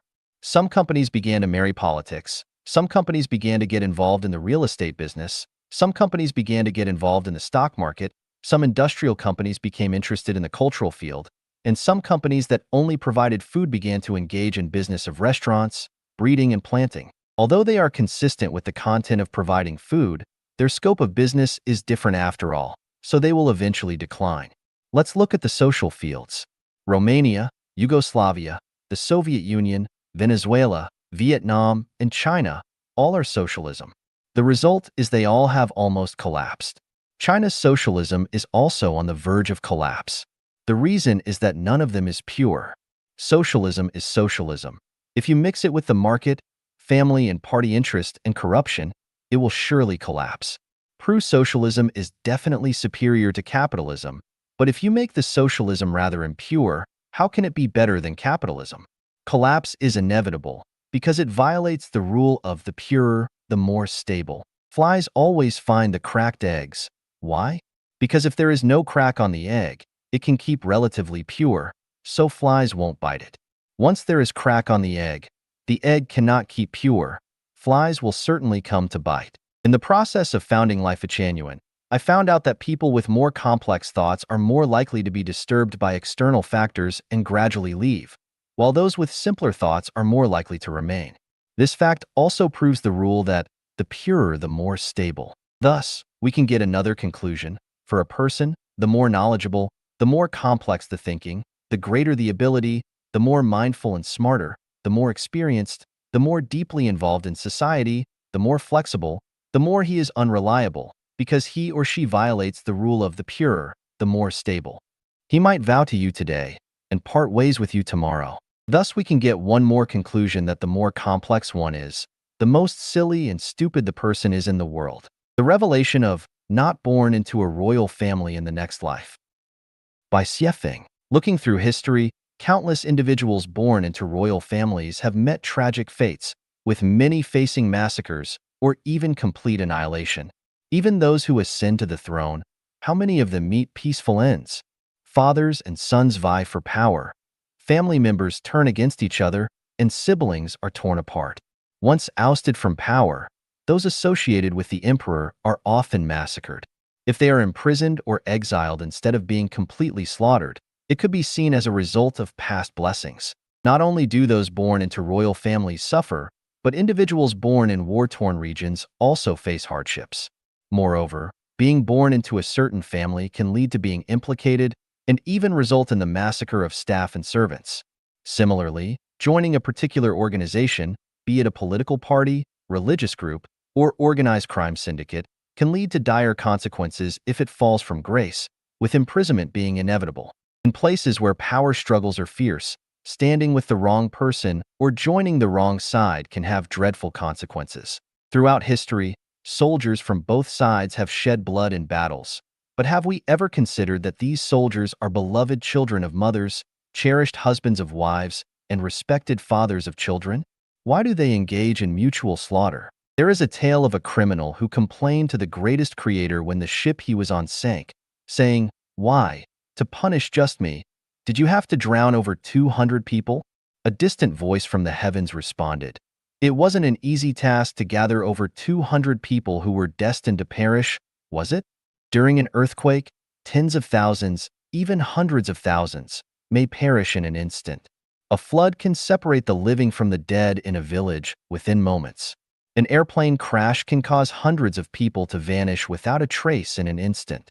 Timing, luck, destiny. What do these phenomena teach us? Beneath the glory of power lurk invisible dangers and threats of violence. Beneath the glimmer of wealth hide endless servility and misery. Underneath the extravagance of pleasure lie numerous tears of helplessness and lurking crises. Underneath the allure of beauty lies endless bitterness, endurance, and looming danger. Beneath the radiance of fame hide indescribable impurities and corruption. Beneath the clamor of excitement lie countless disasters, misfortunes, and despair. These give us some insights into how to live our lives. Do not be misled by surface glamour, honor, and wealth. Do not walk towards power, status, wealth, fame, beauty, or excitement. For those who do, inevitable strife and misfortune await. The reverse is the movement of Tao. Walk towards places where crowds are sparse, towards auspiciousness and brightness, towards simplicity and tranquility, towards joy, happiness, freedom, and bliss, towards the path of nature. By doing so, you can minimize disasters and unexpected blows. So, where do you intend to be born in the next life? The small changes gradually occur, while the big changes happen in an instant. Xiefeng. The setting sun cast a magnificent crimson hue over the plateau. Amidst the rolling yellow dust, shepherds herded their flocks back home, and wisps of cooking smoke rose from the rooftops in the village. The sound of human voices, barking dogs, and bleating sheep created a picturesque scene of early spring pastoral return. Suddenly, the earth trembled, like a giant bomb exploding. A dense yellow column of smoke billowed up from the tranquil summit of Mount Sale. The livestock scattered in panic, while people, unable to escape in time, struggled to comprehend the disaster unfolding before them. The towering Mount Sale abruptly shrank in size. Then, the ground beneath their feet began to shift, causing the unsteady individuals to stumble and fall. In an instant, walls collapsed, houses crumbled, and village after village was reduced to rubble. Halfway up the mountainside, a rolling wave of mud suddenly surged forth, roaring as it rushed down towards the valley. People screamed and cried out, desperately trying to escape. However, in the rapid downhill slide, traveling at nearly 20 meters per second, they couldn't outrun the pursuit of the Grim Reaper. Over 400 head of livestock and 237 men, women, and children from 3 villages were tragically buried alive. The massive landslide on Mount Sale lasted only a few short minutes, and as the dust settled, the desolate wilderness returned to its dreadfully serene state. This is not a myth or a futuristic science fiction story. It is a factual account of the catastrophic landslide on Mount Sale in Dongxiang Autonomous County, Gansu Province, as described by Mr. Zheng Yi in his urgent report on China's ecological collapse. Was it a natural disaster or a man-made calamity? My home is not far from Mount Sale, so the news of the devastating landslide quickly reached my temporary hometown. To my knowledge, the general consensus among people was that it was a natural disaster. But was it truly a natural disaster? There is a profoundly heartbreaking true story that may help answer this question. My hometown was once a picturesque place, but later, the government decided to construct the Lujiaxia Reservoir. This massive machinery of the state forcibly relocated us to a place full of gullies and ravines, where we had to rebuild our homes. At that time, several villagers from our village were irrigating a field. My distant uncle, while irrigating, had his young son playing nearby. Within just 2 hours of irrigation, suddenly, the ground beneath where the little boy was standing gave way. By the time my uncle realized it, his son had vanished without a trace. He helplessly watched as a young life was mercilessly swallowed by the earth. My uncle and aunt cried for 3 days and 3 nights. Why did the sky, Mount Sale, collapse? Why did the ground sink? The sinking of the ground was due to irrigation. So, why did Mount Sale collapse? Is it because the water accumulated by the Lujiaxia Reservoir seeped into Mount Sale? Furthermore, the Mount Sale region has traditionally relied on nature's bounty for sustenance. Since the agricultural reforms and the remarkable transformation of barren mountains into fertile fields depicted in The Great Achievement of Dazai and the film Red Flag Canal, people have exhibited heroic determination by constructing irrigation channels on the mountainside. The Mount Sale region has also built terraced fields, redirecting water from the plains to the plateau. Perhaps the fragile Mount Sale couldn't withstand the relentless human intervention, surrendering and bowing down to the heroic individuals who fought against both heaven and earth. Otherwise, why would such a tall mountain collapse? The collapse and landslide of Mount Sale were monumental changes, and significant transformations occur in an instant. This is what we call a big change that happens in an instant. The Tangshan earthquake in 1976, the 9/11 attacks on the World Trade Center in the United States, the atomic bomb explosion in Hiroshima, the Chernobyl nuclear power plant disaster in the former Soviet Union, train derailments, plane crashes, car accidents, cerebral hemorrhages, heart attacks, and so on. These major changes all erupt suddenly when people least expect them. In my article, Perplexities and Insights of Life, I wrote. Is worrying about the future of humanity groundless? Do you believe that the Titanic wouldn't have hit an iceberg? The sun and the moon are always in the river, flowing towards the vast ocean. But can they not suddenly turn into a sea of fire? Noah was mocked for building an ark on top of a mountain. People cheered when Apollo landed on the moon. There's a reason behind every event. Don't laugh without justification. Wise people are anxiously working day and night. In my article, Life is a Journey, I wrote, life is a journey, and at its end, there awaits a celestial gate. When Noah's ark wasn't yet sealed, the world outside was still in a frenzy. But once the ark's doors were closed, countless beings vanished without a trace. As the massive Titanic sailed through the ocean, the people on board were filled with joy. But when the colossal iceberg quietly approached, the clutches of death took hold of their lives. Whether you believe it or not, big changes happen in an instant. Why do big changes happen in an instant? It's because of the gradual occurrence of small changes. Who has witnessed the growth process of plants? Can you see it by staring?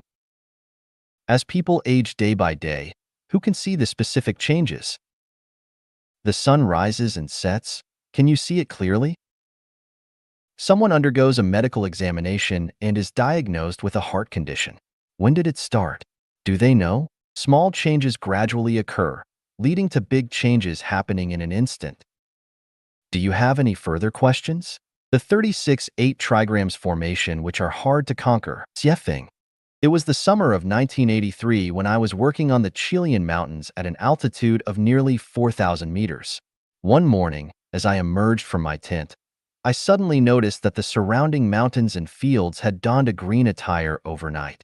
How could the previously desolate earth, which was yellowish just yesterday, transform into a vibrant green overnight? Bending down, I carefully observed and discovered that the grass, which seemed to have been sleeping with its head covered yesterday, appeared to have responded to the call of some divine force. Within a few hours, all of them broke through their constraints and grew more than 5 millimeters upwards. What amazed me even more was that a few days later, the wildflowers bloomed all over the mountains and fields.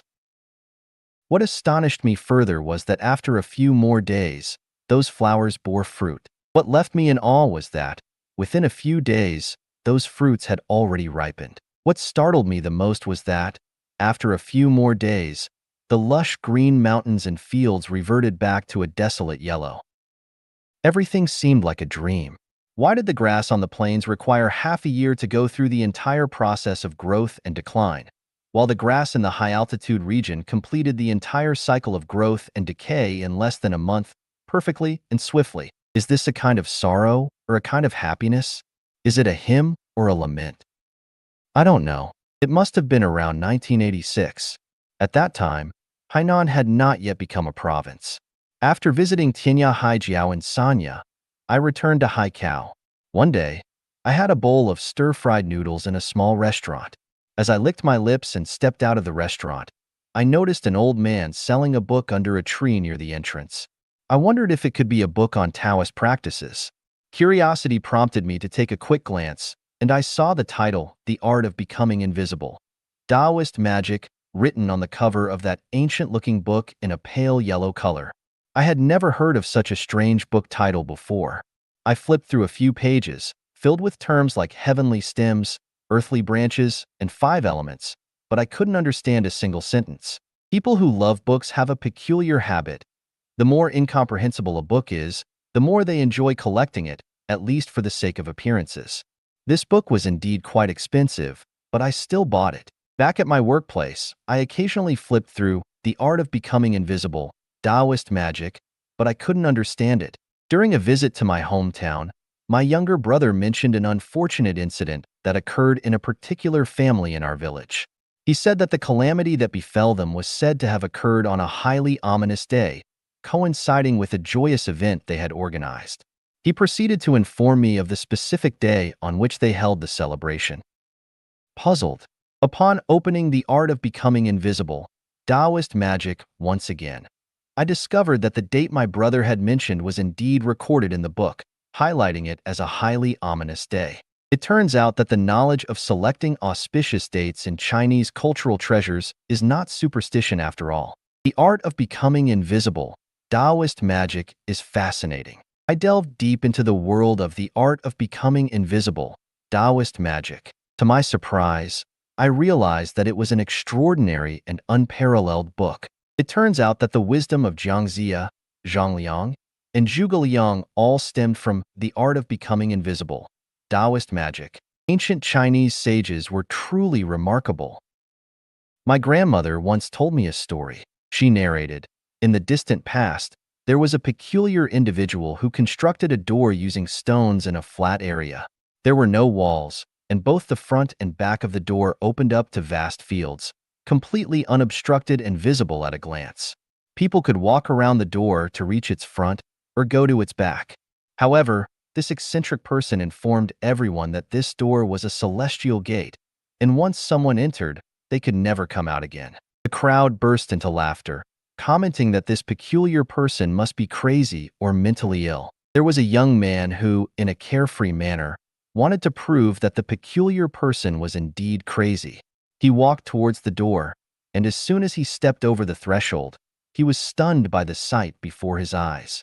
He beheld ancient towering trees, verdant rolling hills, distant peaks shrouded in mist, graceful cranes soaring in the sky, waterfalls cascading down cliffs, and the gentle sound of flowing water. It was a magnificent and enchanting scene, like a splendid paradise. The young man forgot his original intention and continued walking along the forest path. After a few turns in the mountains, he came across a house nestled at the foot of a hill, with wisps of smoke rising from the chimney, emanating an atmosphere of tranquility and elegance. As he approached the door, intending to knock, to his surprise, a beautiful woman dressed in colorful attire, resembling a budding peony, appeared before him. With a graceful nod, she beckoned him and said, "I have been waiting for you for many days. Please come inside quickly." As he stepped into the hall, he saw a middle-aged woman with a kind expression, neat attire, seated gracefully in a high-backed chair. She beckoned him, saying, "Come, come. You have a destined bond with our young lady spanning several lifetimes. Today is an auspicious day, and I shall arrange your marriage." The story continues with a joyous wedding night, filled with candlelight and bliss. They went on to have children, and it is said that they had a total of 5 sons and 5 daughters. The whole family lived happily together, and this young man lived until the age of 99 before peacefully passing away as an immortal. As for the onlookers outside the stone door, they witnessed the young man entering the door, but he suddenly vanished without a trace. They searched frantically, running here and there, but they couldn't find him. In the end, they demanded that the peculiar person remove the magic and return the young man to them. The peculiar person said, "Be patient. Be patient. Wait for another 6 hours, and you will see him." After less than an hour, the eagerly awaiting crowd saw the young man, who was still unconscious.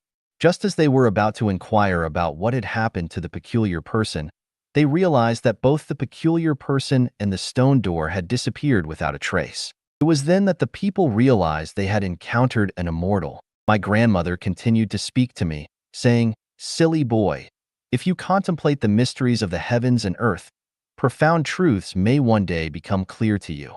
Do you want to become that young man?" I replied, "Grandmother, you're talking about mythology. We are now studying science, and mythological stories are made up by people. How can I become that young man?" Grandmother responded with, "I don't understand science. Let everything be determined by fate." Later, when I read The Story of the Magic Mirror, the scenes of the White Flower Fairy descending to the mortal world and the children of Luo Binwang and Su Jingya breaking the Yu Water Formation, Fireless Formation, Ba Knife Formation, and Kai Bei Formation, I couldn't help but recall my grandmother's stories and reflect on the process of growth and decay I had personally witnessed in the grass on the Chilean mountains. It was then that I realized the boundless mysteries that exist in the universe. I have just realized that the magic of the art of becoming invisible, Taoist magic, lies in its ability to create and break formations.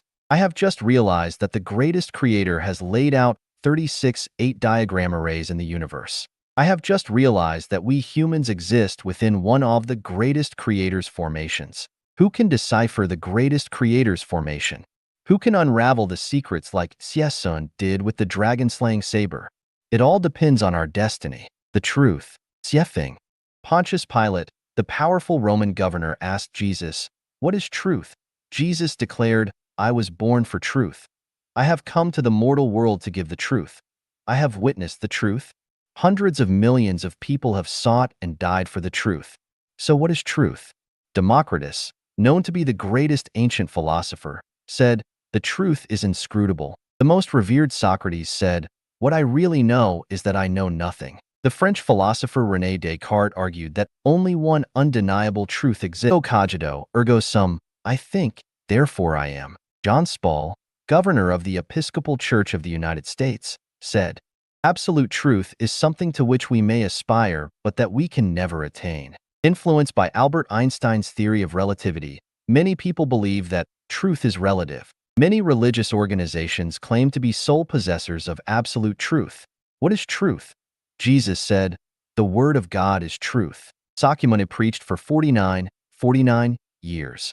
The core of his preaching was but one word, Tao. Lao Tzu mainly repeats one word throughout his Tao Te Ching, Tao. The Prophet Muhammad, PBUH, said, "Allah's ruling is based on Tao, truth." Confucius, the great sage of the Chinese nation, thought intensely and sought the truth for a lifetime. He finally grasped the core of Tao as he sighed and said, "Having heard Tao in the morning, one may die content in the evening." Life Genuine tells people again and again to take the way of the greatest creator. Why is Tao so important? Because Tao is truth and the truth is Tao. Both are the same.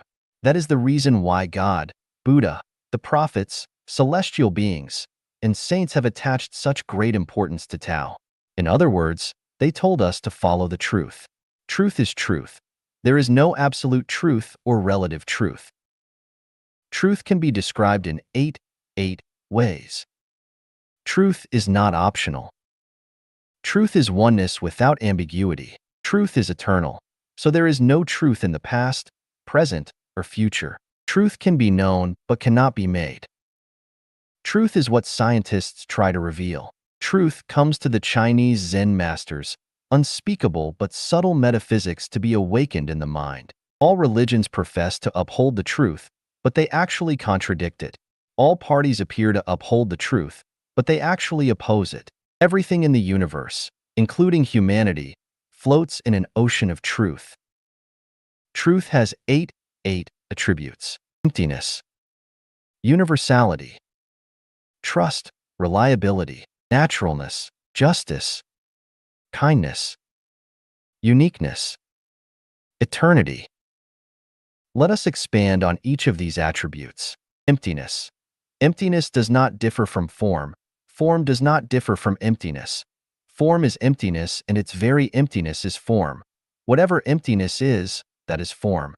Form comes from emptiness, and emptiness is Tao, the truth. Universality. All visible objects in the universe, including all living beings, originate from Tao but are the metaplasia of Tao. This is to say that all manifestations of the universe are the embodiment of truth, so truth is everything. Trust, reliability, all the laws of nature are manifestations of truth. They exist and run without the will of mankind. All laws are of conservation, reliability, and dependability, so truth is trust. If one does not keep their word, but lies or breaks their word, they will be acting against the truth. Naturalness. Truth is natural and undoubtedly logical. When fruits fall off trees after they ripen, things are managed easily. Truth is true, not false. People can know it, but cannot create it, and we can neither add to it nor reduce anything from it. If a person or an organization controls themselves with importunity, then they will be acting against the truth. As to a person, regardless of their birth, age, health, or even after death, whether they are rich or poor, and no matter how high or low their status ever was, as long as they have led a natural life without importunity, then they have taken the way of truth.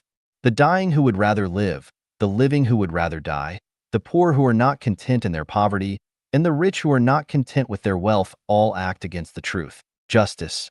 Truth is equal for all things and people, and does not favor anything or anyone, just as death and air are fair and equal to everything and everyone.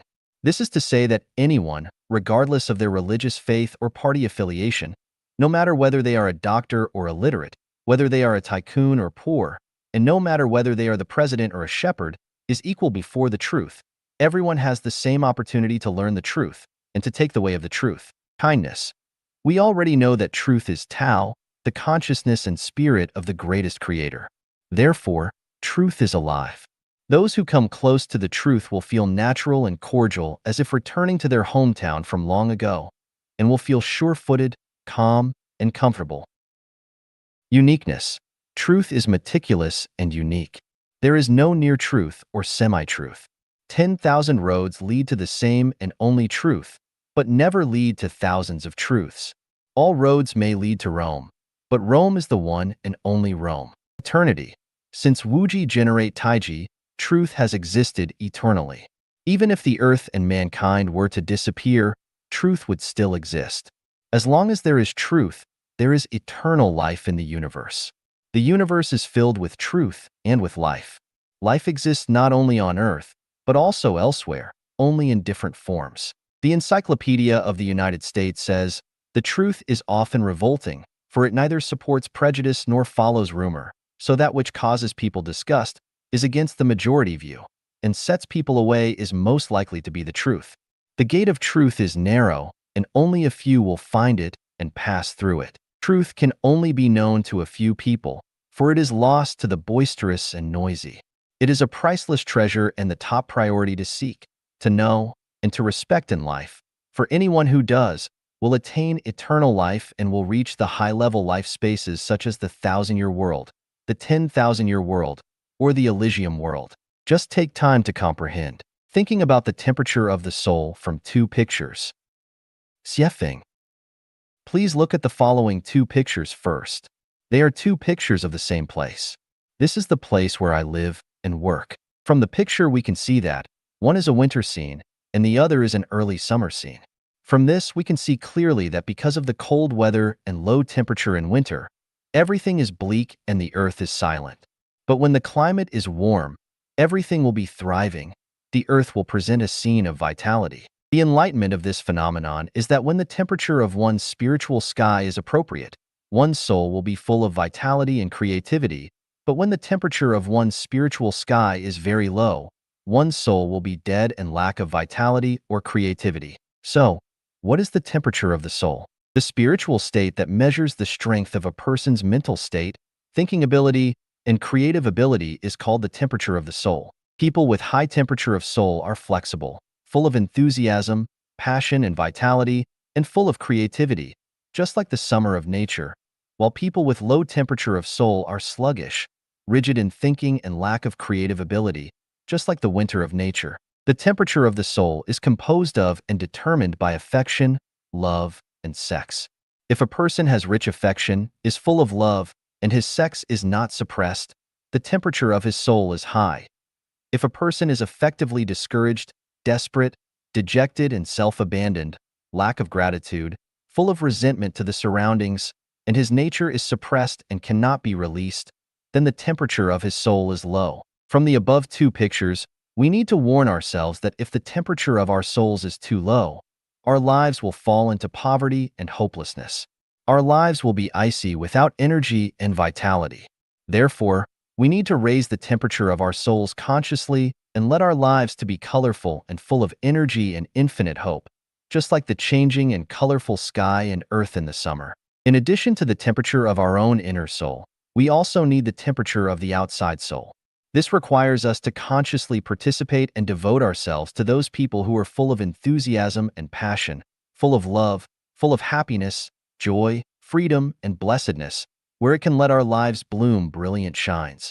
Tigers will not grow wings on their backs. Xiefeng. Suppose that tigers had wings on their backs and they could give birth to more than 10 cubs at a time like pigs and dogs. What would result? I am afraid that many other animals would have little chance to survive, and it would be questionable whether even humans could survive or not. This revelation tells us that life cannot be perfect and that people's wishes cannot be fully satisfied. If you want to be rich, powerful, famous, have a happy family, and go to heaven. There is no such possibility. You can either be a bird with wings or a fierce tiger, but no desire to be both a bird and a tiger can be satisfied. When we study the scientists who have won Nobel Prizes around the world, we find that they had been trying assiduously to explore the mysteries of the material universe in obscurity. One day, one of them succeeded in discovering one of the mysteries that was sought, but before that success was their perseverance of long and hard work and a devotion to it. Just imagine, if a person wanted to be an entrepreneur, a government official, and a star, could they also become a Nobel Prize winner? Of course not. If you covet too much, then in the end, you will accomplish nothing. Too much greed will not only cause successive worries, but also lead to schizophrenia and, of course, failure. If a man wants to get a beautiful, sexy, charming, gentle, considerate, artful, loyal woman who can entertain guests and cook well, with a successful career and who can make a lot of money and always accompany her husband to serve him tea and coffee, could he find her? No way. She does not exist. That would be like looking for a tiger with wings on its back. For those who are determined to trek to the peak of life and finally reach heaven, when you decide to start, you must say goodbye to your desires for money, power, fame, profit, status, and carnal bliss. You must no longer want to own anything. You must reach the state of zero, possess nothing, and be selfless. In your process of trekking and climbing, you cannot look back, nor look around to compare, but you must remain focused on your way forward. In this process, what you should overcome are not the difficulties and obstacles on your way forward, but rather, your inner hesitation, anxiety, pain, fear, lack of confidence, your inner purgatory, and your mental and spiritual torture. Do not expect people around you to understand and support you. That would be impossible. Consider yourself fortunate if they do not try to pull you back. You will taste despair to the point of considering suicide, and at the same time, you will not have the time or energy to explain anything, let alone to get angry, complain, or consider revenge. These kinds of mental and spiritual suffering will be the prices that you will have to pay to go to heaven. Never have regrets in life. They will ruin your good memories of the past and your spiritual power to go toward the beautiful time and space. Over the past years, no matter how much blood, sweat, tears, and hardships we have paid, and no matter how much grievance and helplessness we have experienced, it has become history, and history is a burden. With this heavy burden, it is impossible to move forward lightly and leisurely, to walk a long way, and to reach the most ideal destination. For the past, no regrets; to the future, firm faith. This way, there will be hope to climb to the peak of life and life. When powerless, seek external help. Xiefeng. The tender branches of the rose bushes in front of the guest rooms have grown to a length of 2 inches, while those by the roadside are just starting to sprout. Why? I had always thought it was due to temperature. The rose bushes in front of the guest rooms are sheltered from the wind, resulting in slightly higher temperatures, while those by the roadside are constantly exposed to the wind, leading to lower temperatures. This morning, when I finally got around to clearing the weeds next to the roadside rose bushes, I realized it should have been done earlier. As I cleared the weeds, I discovered that their roots had deeply penetrated the rose bushes, particularly a type of weed resembling alfalfa, which had grown vigorously, with roots extending more than 3 inches and a well-developed root system. Along with other grasses, they not only tightly wrapped around the rose bushes, but also made the soil extremely compact and impermeable. It turns out that the weak growth of the roadside rose bushes was mainly caused by the weeds, not the temperature. I cleared the weeds around the rose bushes in front of the guest rooms more than 20 days ago and loosened the soil, resulting in vigorous growth. However, due to the failure to timely clear the weeds, the roadside rose bushes lacked energy and their growth was weak. While clearing the weeds around the rose bushes, I realized a truth. If there is no powerful external force to help the rose bushes remove the weeds competing for energy, although the rose bushes will not die, their growth will definitely be weak, and they probably won't even produce a few bright flowers. The revelation is, when powerless, seek external help. Many people in the world are like the rose bushes by the roadside, trapped in difficulties. Without the intervention and assistance of external forces, they will never be able to escape their predicament. The outcome is like that of the six-member young Galen family who committed suicide. Even though many people continue to struggle to survive in difficult circumstances, they live without dignity, confidence, hope, or joy. So, where does external help come from? There are many factors that constitute external help, but the most fundamental and effective one is the greatest creator. For example, for the rose bushes I nurture, the only reliable external help is me because I am the one nurturing and caring for them. Similarly, as human beings are created by the greatest creator is looking after them.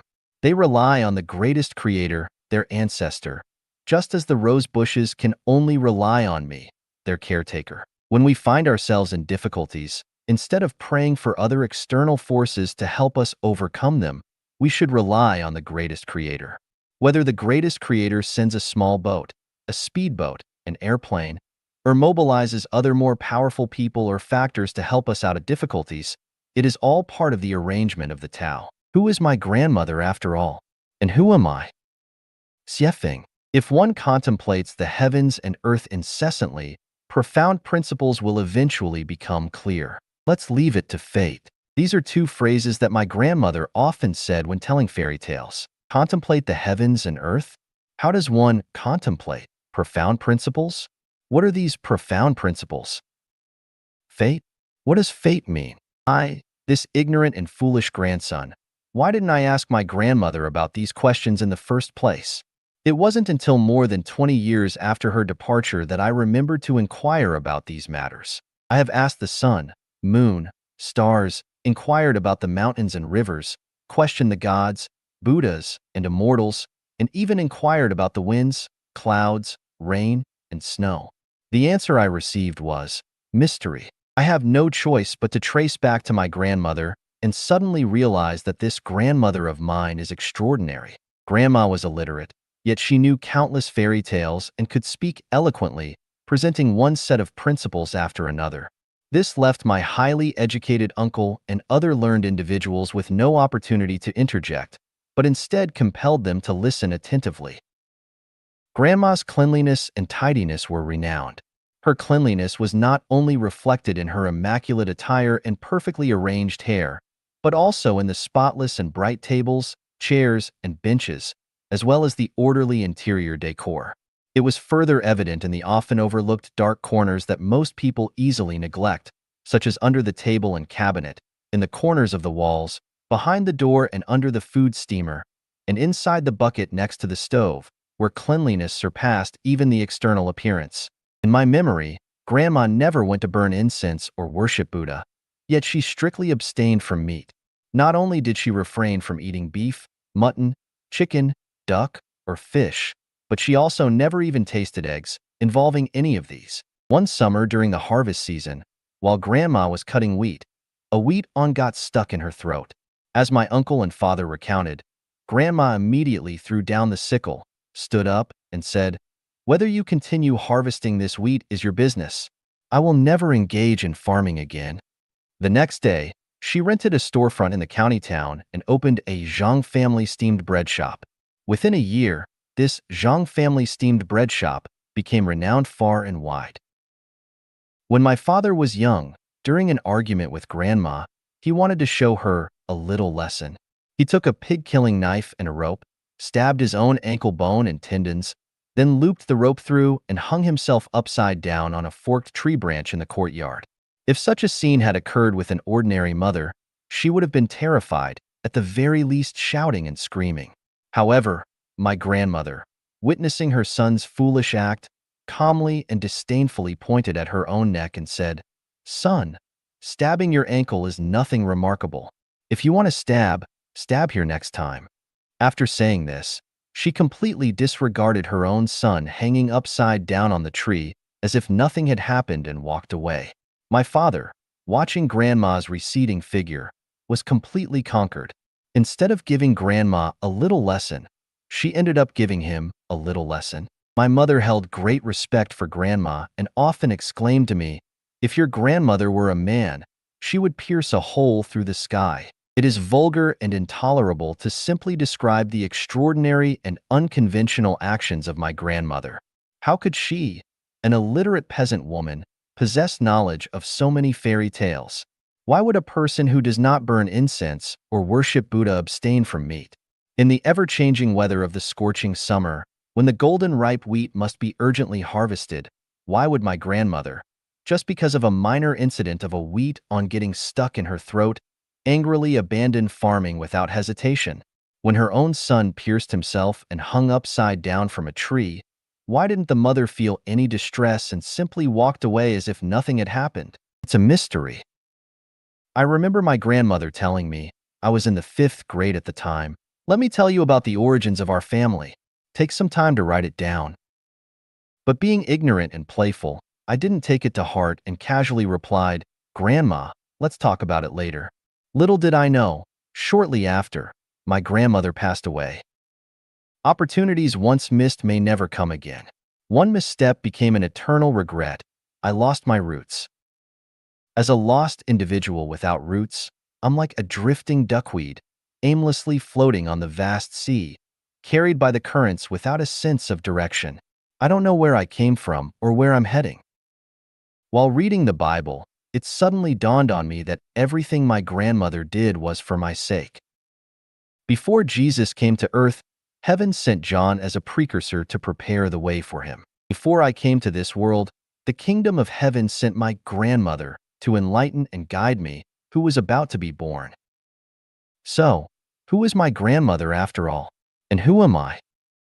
Countless sleepless nights of realizations and the wonders of nature have led me to contemplate the profound principles and discover my own roots. I have come to understand why the greatest creator has laid down the 36 8-diagram arrays in the universe and have unraveled the mysteries of deciphering these 8-diagram arrays. Oh, the greatest creator. Your love for me is immeasurable, and even if I had billions of years, it would be difficult to repay. A revelation from the structure of graphite and diamond. Xiefeng. Graphite is an allotrope of carbon, a transitional crystal among covalent crystals, metal crystals, and molecular crystals. In crystals, the same layers of carbon atoms form covalent bonds by sp2, trigonal, hybridization. Each carbon atom connects with 3 others, and 6 of them form a regular hexagon ring on the same plane and stretch to form laminated structures. These carbon atoms in the same plane also have p orbits, which overlap with each other to form delocalized electrons that can move freely in crystal lattices and can be motivated. That is, the graphite has metallic luster which can conduct heat and electricity.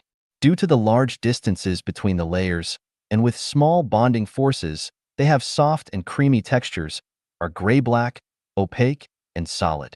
They have a density 2.25 g cm3, a melting point 3652 degrees Celsius, a boiling point 4827 degrees Celsius, and a Mohs scale hardness of 1. The chemical properties are stable and corrosion resistant, and not very reactive with acid, alkali, or other chemicals. When burned in oxygen at 687 degrees Celsius, it will produce carbon dioxide. It can be oxidized by strong oxidizing agents such as concentrated nitric acid or mineral chameleon. It can be used as an anti-scuff agent and as a lubricant. Highly pure graphite can be used as a neutron moderator in nuclear reactors and can be used in the manufacture of crucibles, electrodes, electric brushes, dry cell batteries, graphite fibers, heat exchangers, coolers, electric arc furnaces, arc lamps, pencil lead, and much more. Diamonds are allotropes of carbon atoms which are typical covalent crystals. The carbon atoms form 4 sp3 hybrid orbits which connect to each other with covalent bonds.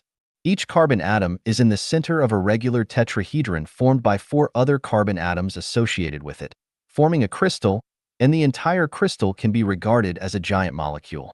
These crystals belong to cubic systems and are usually in forms with 8 faces. The purest quality ones are colorless, transparent, strong, and lustrous, but impurities will make them appear blue, sky blue, light yellow, red, or black. Their density is 3.15 cm3, their melting point is 3550 degrees Celsius, and their boiling point